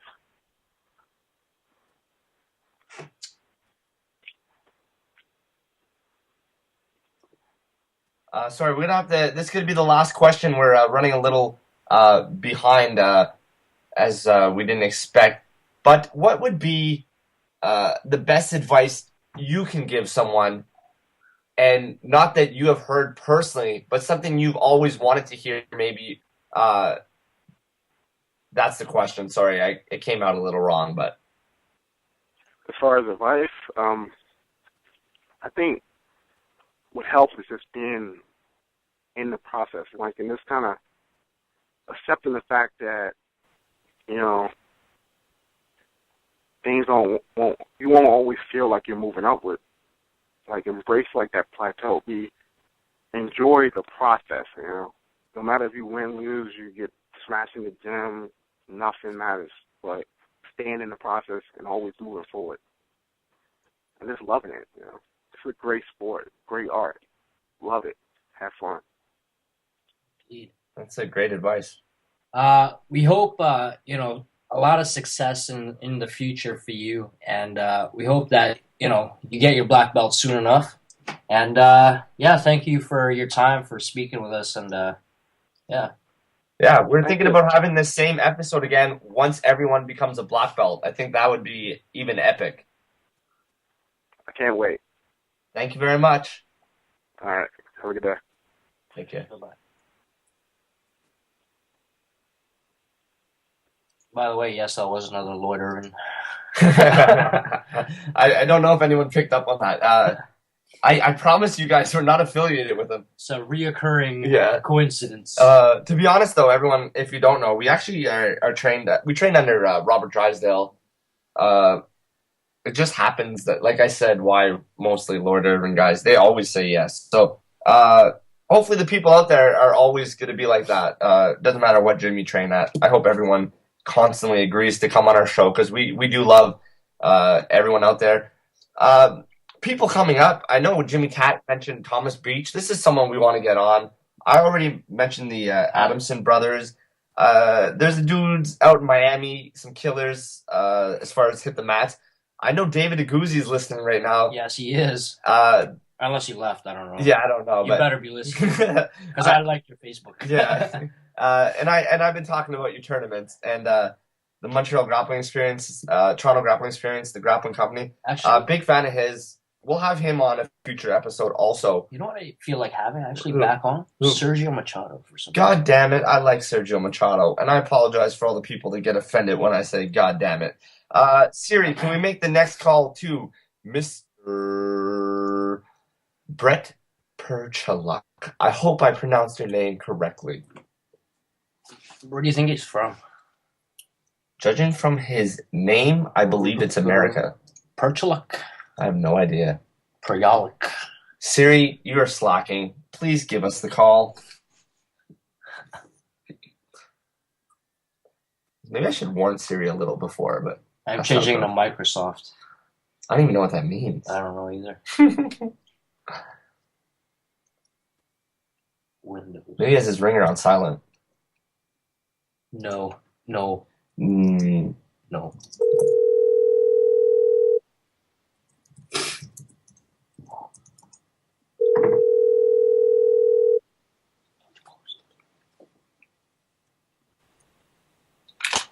Hello. Hi, how are you doing? Hey, what's going on, guys? Not much. This is BJJ Addict Radio. You're live with Real DWC. And I'm Jerr. So let's get right into this. Please give us your name, the city you live in, the school you train at, and if there's an affiliate, what is it? Okay. Bret Perchaluk. I train at Combat Sports Center here in Virginia. It's like right south of D.C. And we're affiliated with Team Roberto Travin. And I also train with Ryan Hall up at 50/50 Jiu-Jitsu in Arlington, Virginia, too. So those are the two places I've been training at. And that's where I'm at now. So. What other martial arts have you trained in? I know Jiu-Jitsu isn't the only one that you've trained in the past. Yeah, I started martial arts when I was real young. My mom put me in Kung Fu when I was like 5, 6 years old. Got into Jeet Kune Do when I was in high school, which was kind of my first experience with Jiu-Jitsu, doing the ground fighting because it was a Machado affiliate. And then I wrestled, so I was wrestling at the same time I was doing Jeet Kune Do, and then I got into Jiu-Jitsu and then Judo and kept with the wrestling and mixed it all together. Wow, I wish I could do all that. Looking back, doing all these martial arts, do you think it's had a positive impact on your jiu-jitsu game, having all these, just combined? Yeah, absolutely. I think it really helps to be diverse. One of the big things that has helped me in relation to jiu-jitsu specifically is just being an athlete and always doing some kind of grappling. Whether it was wrestling, I wrestled Division I in college, so that helps me a lot now. I trained judo at a high level, like a national level, and was a state champ in New Jersey where I grew up. And that all translates over to the jiu-jitsu. I feel very comfortable in a gi or not in a gi. I feel comfortable on my feet. I feel comfortable on my back. I feel comfortable on top. So it's kind of helped me to where I never really panic and I never really feel like there's that much pressure. I kind of always feel like I've got something in every range, which really helps. Have you competed in all those martial arts? Like, yeah, I have. I was a Division I wrestler, so competed all through college. On a nationally ranked wrestling team, Rider University in New Jersey. A big shout out to them. I competed high level in judo. Again, was a state champ back in Jersey. And then I went to the training center, the Olympic Training Center in Boston, to train with Jimmy Pedro and those guys up there. Jimmy actually helped me to get my black belt in judo. And then, I competed at high level in jiu-jitsu, MMA as well, and just I like competing.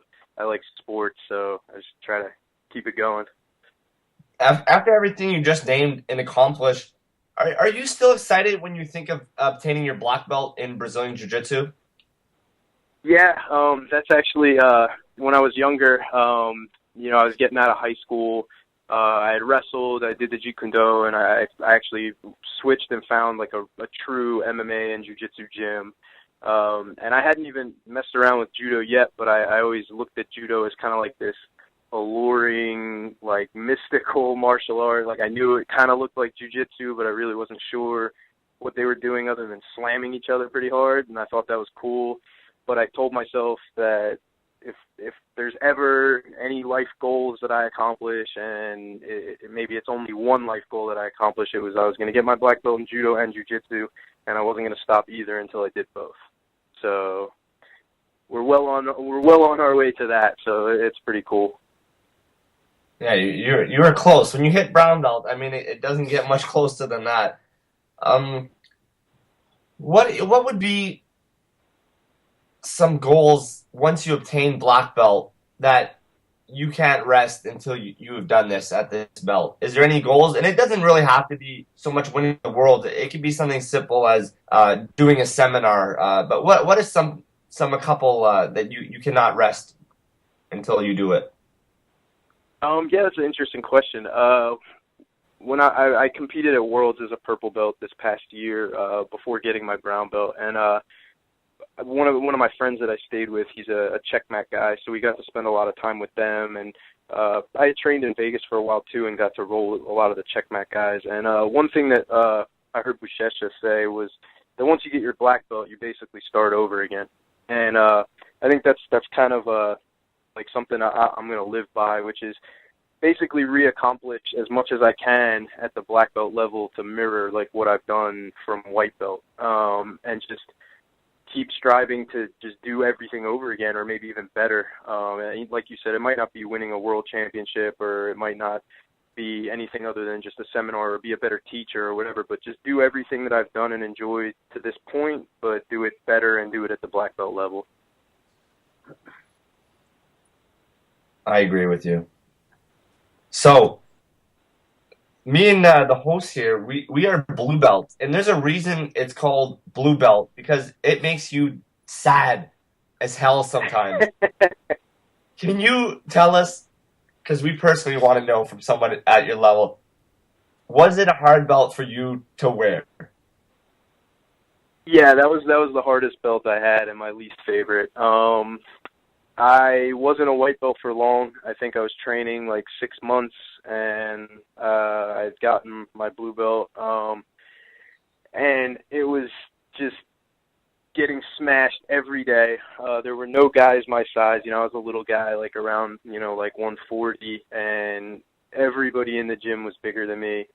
And I would just get smashed all the time, and I could catch people in submissions, but it was always a war of attrition. Like, my cardio was good, so if I could wear them out and they couldn't submit me early on with their strength, then I'd catch them.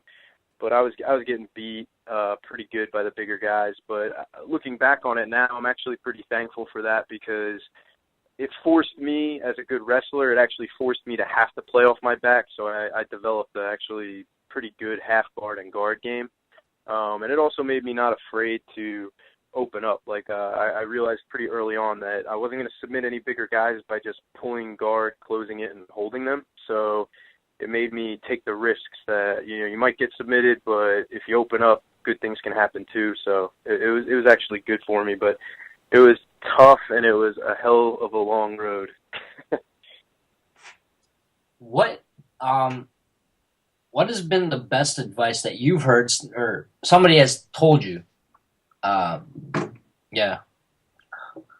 I think that the best advice I was ever given was probably by my college wrestling coach, and it relates to any, whether it's judo, jiu-jitsu, and just life in general. And he basically said, to paraphrase, was just whatever lessons you learn on this mat, it's not to make you a better athlete. I'm teaching you to be a man.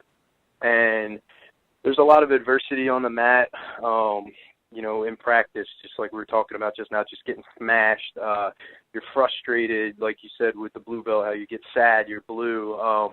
There's just all kinds of variables that affect you more emotionally than people think. They think it's a sport and it's physical. But in reality, it's grooming you and it's prepping you to deal with real-world, real-life situations. And if you can handle them on the mat correctly, or you learn from them, you'll be a lot better off in life off the mat. And I truly believe that. That is great advice, actually. What would be actually your defining moment for the sport side of jiu-jitsu where you said, hey, you know what? I can actually make a name for myself? It was probably, when I guess it's probably more than one defining moment, but I guess they're kind of all related in a sense.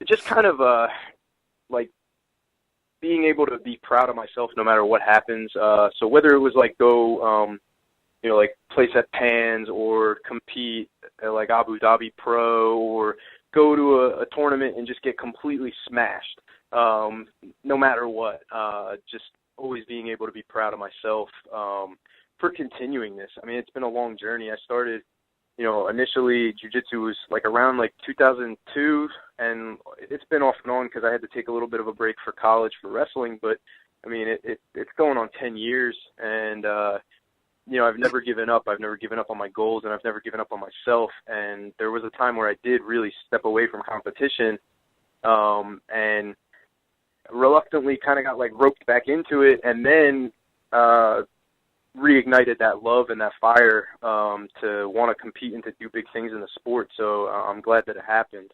And I think that always being able to be proud of myself for whatever I do is going to be my biggest and most defining moment in jiu-jitsu. Wow. I was wondering, sorry, here comes the question. I apologize.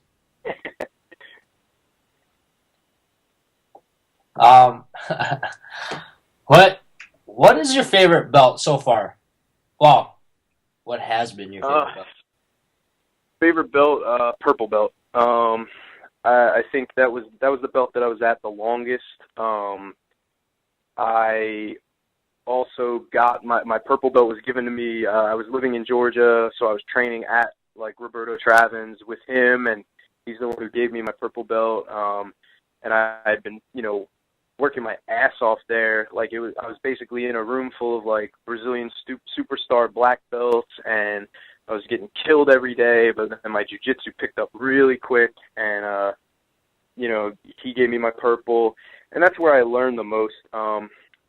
Because of work, I had to move around a lot after, so I got to train at a lot of cool places, Drysdale's being one of them because I lived in Vegas, and, here in Virginia, and, I was at that belt for such a long time, but I learned the most. I think that's when purple belts where you truly develop, like, your own personal style. Like, blue belt, you're learning and you're starting to get good, but it's like still mimicking your coach or training partners.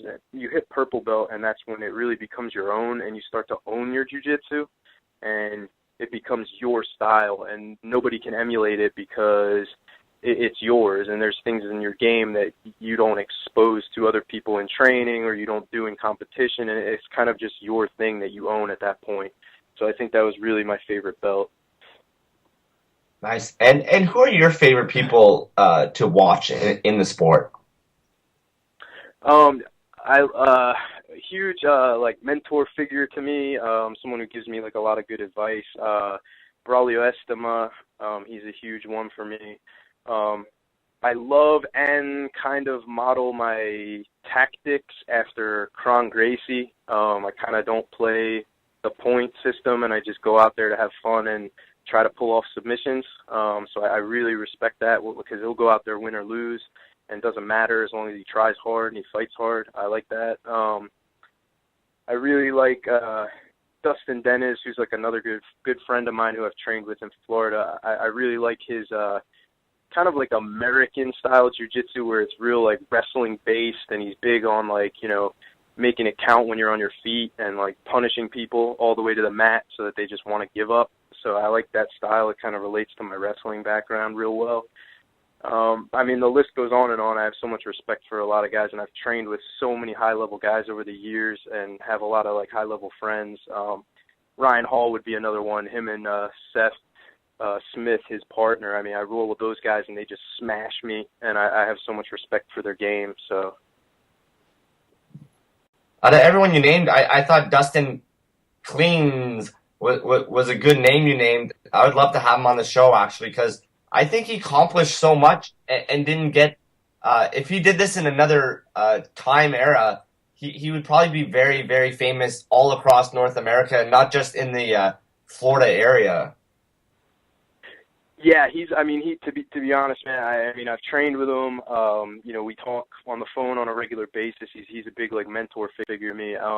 And he's just the man. I mean, that's all you could say is he's the man. I mean, he submitted Marcelo. You know, I mean, he's just a beast. I mean, he's just such a beast, and he's so good and so knowledgeable, and yet so down to earth and just like a regular guy, and like he truly cares about like anybody he helps, like, you know, bring me down to Florida or whether he's up in the north like to teach seminars or whatever. Like I'm always, you know, one of the first people who'll call, hey, are you going to be around, can you come? You know, it's just all about making my jiu-jitsu better and passing on his knowledge to like me and other guys like me, and it's just really refreshing because it's not like money motivated or anything like that. He's just a really awesome dude. Nice. Any last words before we have to unfortunately let you go, my friend? Yeah, just, you know, you guys, your show's awesome. I enjoyed listening earlier, and just like to thank my sponsors, Tatami Fightwear, awesome company, and they always hook me up and help me for like major tournaments and stuff. So just like to thank them. And then thank my girlfriend and my mom because they're always super supportive, and they put up with all my bullshit with jiu-jitsu and traveling and training and competing. I hear it's important to have strong females that try not to hold you back from doing this sport because it is time consuming. It's pretty much my other girlfriend. Of course.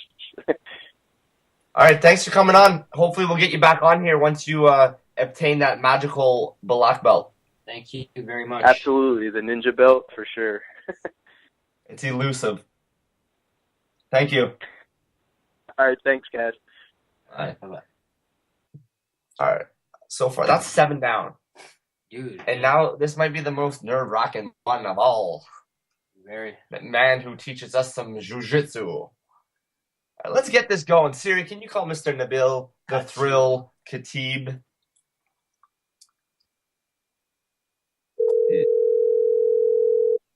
You're saying it properly. Yeah.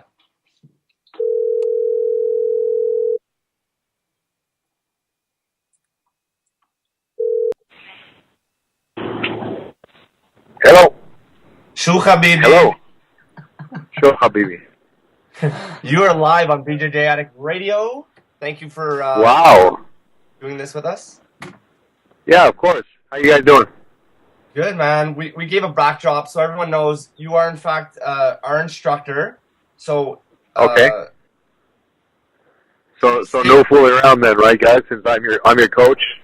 That's right. We told everyone you're the one that teaches jiu-jitsu, so it's on you if we look like crap out there. Great. No pressure. So can you just let people know your name, the city you live in, and obviously the school you train at, and who's the affiliate for jiu-jitsu? My name is Nabil Khatib. Nabil the Thrill, they call me. And I train under Robert Drysdale. And my school is Team Bushido MMA Fitness Center in Ottawa. for those that don't know, what does Bushido mean? Bushido is basically the code of the samurai. If you break it down into different syllables or different characters, it's Bu-Shi-Do, which is basically means the way of the military way. The warrior. When you put the word together, it basically means that it sounds like a code of ethics or a set of rules that the samurai used to train by or work by or fight by. So that's what the word Bushido means. It's a matter of self-respect and passing on knowledge to others and that kind of thing. Hello, this is Jerr. Hello, Jerr. I'm one of your students. Yes, I know who you are. Okay, just making sure. Yes, I know both you guys, and I love you both very much. Thank you. It's mutual. I love you too. How did you get into the sport of jiu-jitsu? It's kind of a funny story. I used to be a chef. I was a chef for a long time, literally 15 years, and like a lot of people when they were kids, they like Bruce Lee. In my era anyway, they like Bruce Lee and martial arts on TV. They kind of thing. And I've always wanted to learn martial arts, but never had the opportunity to train because my parents were old school Lebanese, and just it was all about going to school and learning and nothing more than that. But one day I was settled down with my wife and just starting to have kids, and then one of the guys I worked with at the hotel I worked at said he did jiu-jitsu, and I just I thought it was the right time. I started training with him, and then it was history from there. Did you always have a drive to fight? Because we know you do MMA. For the people that don't, you have done MMA, or is it something you wanted to test after you acquired your knowledge in martial arts? Yeah, it's kind of funny you say that because it was after I started. Because as a kid, I never really fought. I didn't fight on the street. I was never interested in fighting. It was never my thing. So I don't know what it was, but it's just something that it turned me on. The martial arts turned me on to competition rather than fighting. I don't look at it like fighting. I look at it as a competition, and that's what it was for me. And as a kid, like I said, I didn't fight, and it wasn't something that interested me. But in martial arts, it definitely did interest something that it just flipped my world upside down. How important do you think is for anyone doing any combative sport to actually go and compete and test your skill set, opposed to just doing it in the classroom in a I don't want to say like a super safe environment, but somewhere where you feel a little more comfortable? Well, it's kind of hard. It's a hard question because the thing is that there's a lot of people out there that just do the martial arts to get into shape and learn the martial arts itself. However, if you don't think that your martial arts is up to par, if you don't think that you're learning at the pace that you want to learn, then competition will definitely raise your knowledge and get you much more experience, and it'll also make you work harder at learning more stuff. So yeah, definitely think the competition will help you in that sense. But like I said, some people are just naturally skilled and physically talented, and they learn very quickly. But in a situation where there's somebody else attacking you with strikes, etc., and trying to put you in submissions, that kind of thing, you're going to learn much faster that way. Looking back in your career, what has been the toughest thing that you faced so far? Are you talking about toughest opponent, or just toughest situation? Anything. What's been the toughest thing? Well, I would say my toughest opponent yet was Ryan Ford. And the irony is now that we're friends and we train together. But he was definitely my toughest fight. I didn't win that fight. He beat me up for 3 rounds, but he was just one of the toughest guys I've ever fought. As far as anything else other than fighting, I don't know. I didn't really find anything that difficult. I find myself doing techniques that are difficult, and I find it. That's one thing I tell you. It's difficult for me to learn certain skills because I'm not as physically talented as a lot of other people. So that's something I find difficult. Now, do you find that? So, for example, let me give you an example, Jerr. You are physically talented. You have flexibility, and you can do certain things that I can't do. I can show you how to do a lot of things that I can't do, and sometimes that's frustrating. But it's just that's the way you have to sort of understand that's the way your body is built. That's just the way it is. So that's probably the hardest thing about my training. Nice. What's the best advice someone has ever given you? I've gotten so much advice in my life. Boy, I'd have to really sit and think about that one. But if I were to give advice, I would say never quit. There's always a possibility. There's always a chance. And you'll never know unless you try. That would be my best advice. And another thing is you could always make sure that you're comfortable where you're at. If you're uncomfortable where you're at as far as training, then you're never going to excel the way you should. So you always have to have a click. You always have to click with your coaches and with your partners and with the school you're at. If that doesn't, if there's nothing going on in that sense, then you're probably in the wrong place. So, speaking of never giving up, you seem like a person who's motivated and who doesn't stop. Do you what motivates you to just fight the way you fight? Well, I mean, I'm a goal-oriented person, and whenever I say I'm going to do something, I do it. No matter what it is, and it's just something that makes me feel better about myself. It's something that I learned, the hard way. Maybe from my years of drug use when I was younger. I had some drug issues when I was a kid, and I got off the drugs because I said I wanted to get off, and I got off.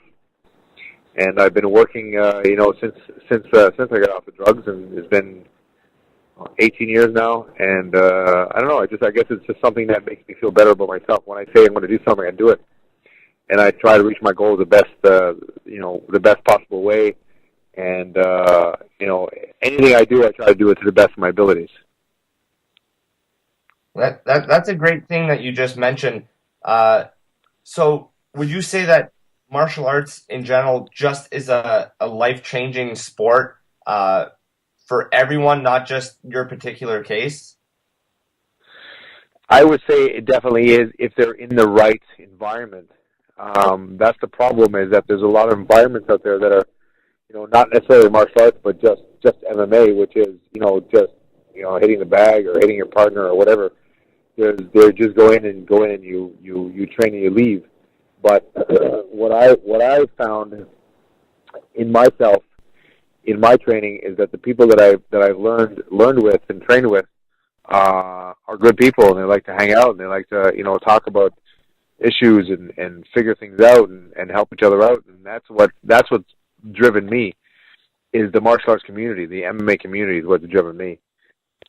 And of course the fans were another big thing that kept me going. What is your defining moment of your career? Oh boy.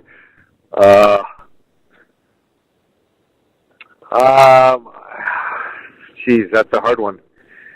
I don't have one. I don't think I had one.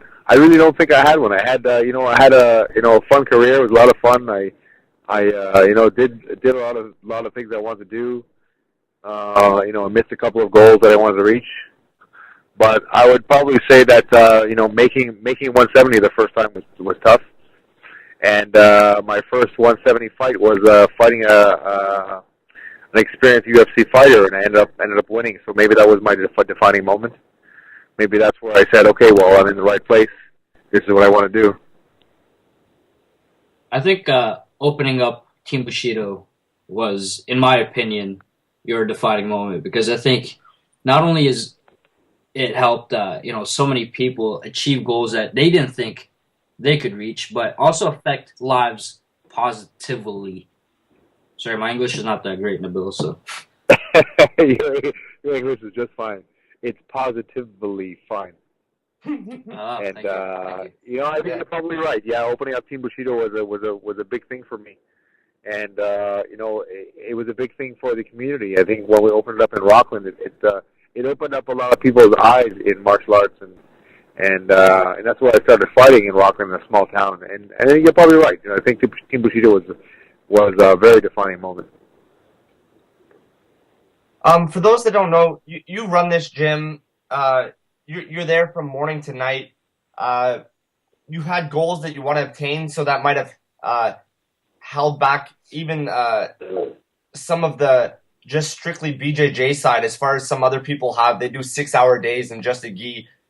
You have the responsibility of teaching others for probably just the same amount, if not longer. So I was wondering, there obviously is pros and cons, but do you ever regret not being able to maybe put in a 6-hour day of training, or are you content with the fact that you get to help others reach their goals? I'm very happy to be able to help others reach their goal. I don't think that having the club stifled me at all to learn anymore. It's just that I know what my capabilities are. I know what my physical limitations are, and I did as best I could as far as what I with the tools that I had. Sometimes there's just certain limitations that a body has, and I think that's what slowed me down, and that's what stopped me. But I did the proper training. I have some good guys to train with at TriStar Gym in Montreal, and even my gym with you guys. When I train at the gym, you guys give me a very hard time on the ground, and it gives me a good workout. And like I said, I don't think it stopped me at all. It just it actually helps me learn when I teach. Teaching techniques to you guys, it gives me some ideas while I'm teaching. Teaching different people different skills, that everybody is very different. It helps me learn myself as well. What is your favorite part of being an instructor, and why? I think my favorite part of being an instructor is being able to show things that that I've seen and that works for me, and also giving techniques that don't work for me that work for others, and seeing people, and I'll tell you why, is because when I see people doing the technique and then they learn it and they do it and they perfect it, and the smile on their face and the glow on their face is just incredible afterwards. I'll give you a perfect example. If I teach an Achilles lock, this class, and in the class we roll, and then one of the guys ends up submitting four or five of his partners with the same lock that we taught during the class. They walk around with this pride, this glow, this sense of achievement that he's learning, and he's actually applying the skills that he's learned, and it's very, very satisfying for me. Nice. What do you are you nervous to put on a black belt in Brazilian Jiu-Jitsu? And two, what do you expect to be able to do when you are wearing this belt? Yeah, I'm gonna be a little bit nervous wearing a black belt whenever I do get presented with a black belt. I'm gonna be very sort of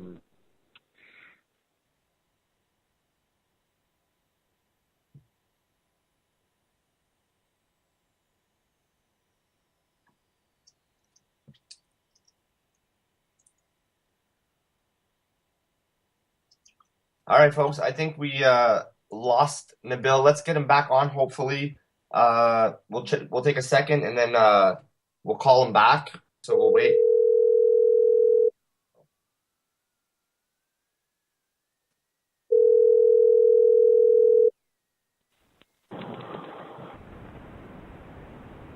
Sorry about that, guys. It's okay. We'll take the blame once again. It happened. Okay. Are you nervous to wear a black belt? And what do you expect when you wear this this belt that's so magical in Brazilian Jiu-Jitsu?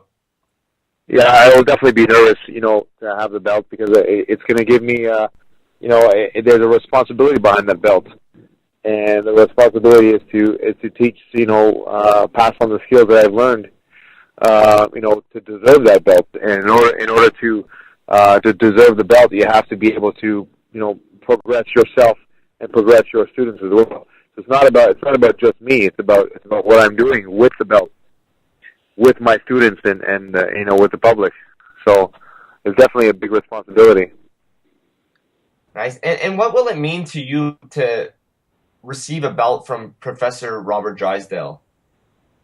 Oh, that'd be one of the biggest honors you could ever get. I mean, Robert Drysdale, world-class Brazilian Jiu-Jitsu black belt, world champion, I don't know how many times over. And, he's such a down-to-earth person. And his program is just perfectly molded with techniques that I believe are solid, and they work with me, and they work with my beliefs and how I think with my jiu-jitsu. So I think that getting a black belt from him is just a huge honor. I got a question for you.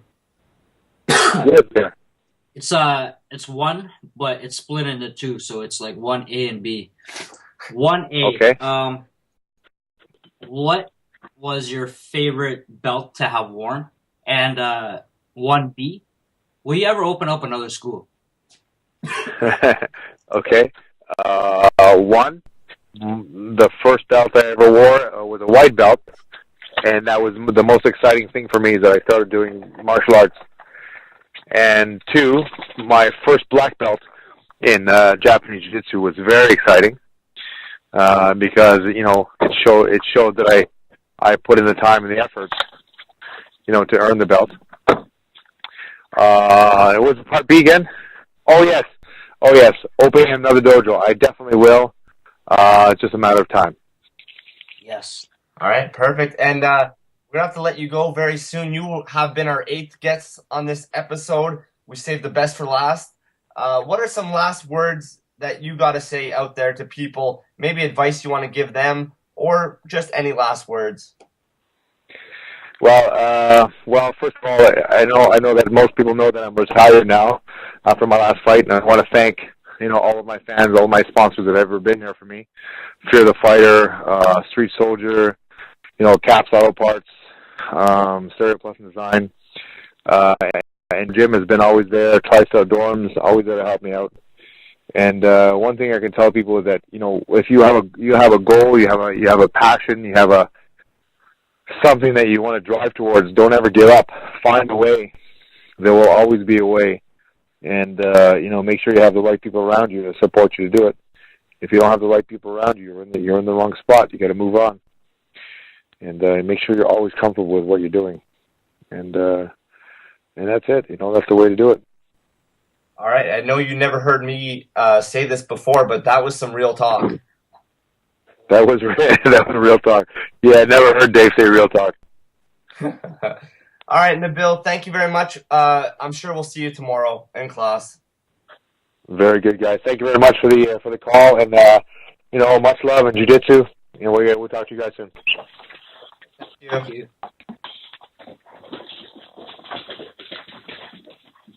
Bye-bye.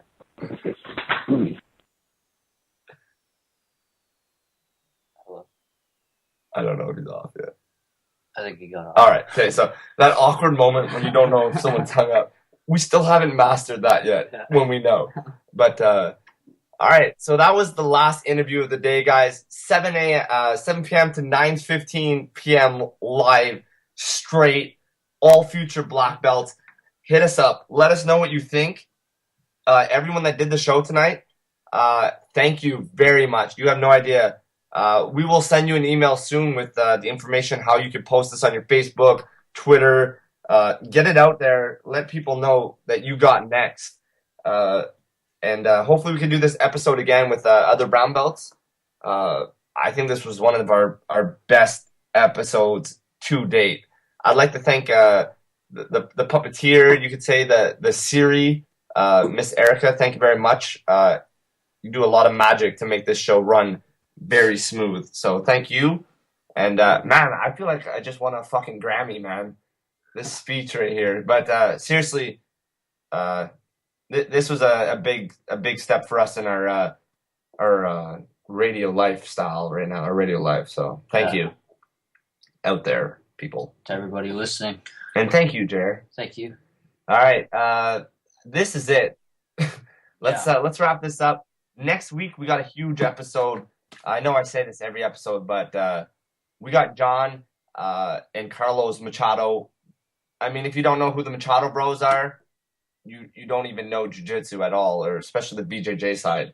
Who's it? The Machado brothers, 2 of them, John and Carlos. Don't joke around. One of them just got 9th degree, black belt, some of the highest ranks ever. Let's wrap this up. Let's hit that drum roll, and let's hang tight, dudes. Hang tight, dudes. You need a hipper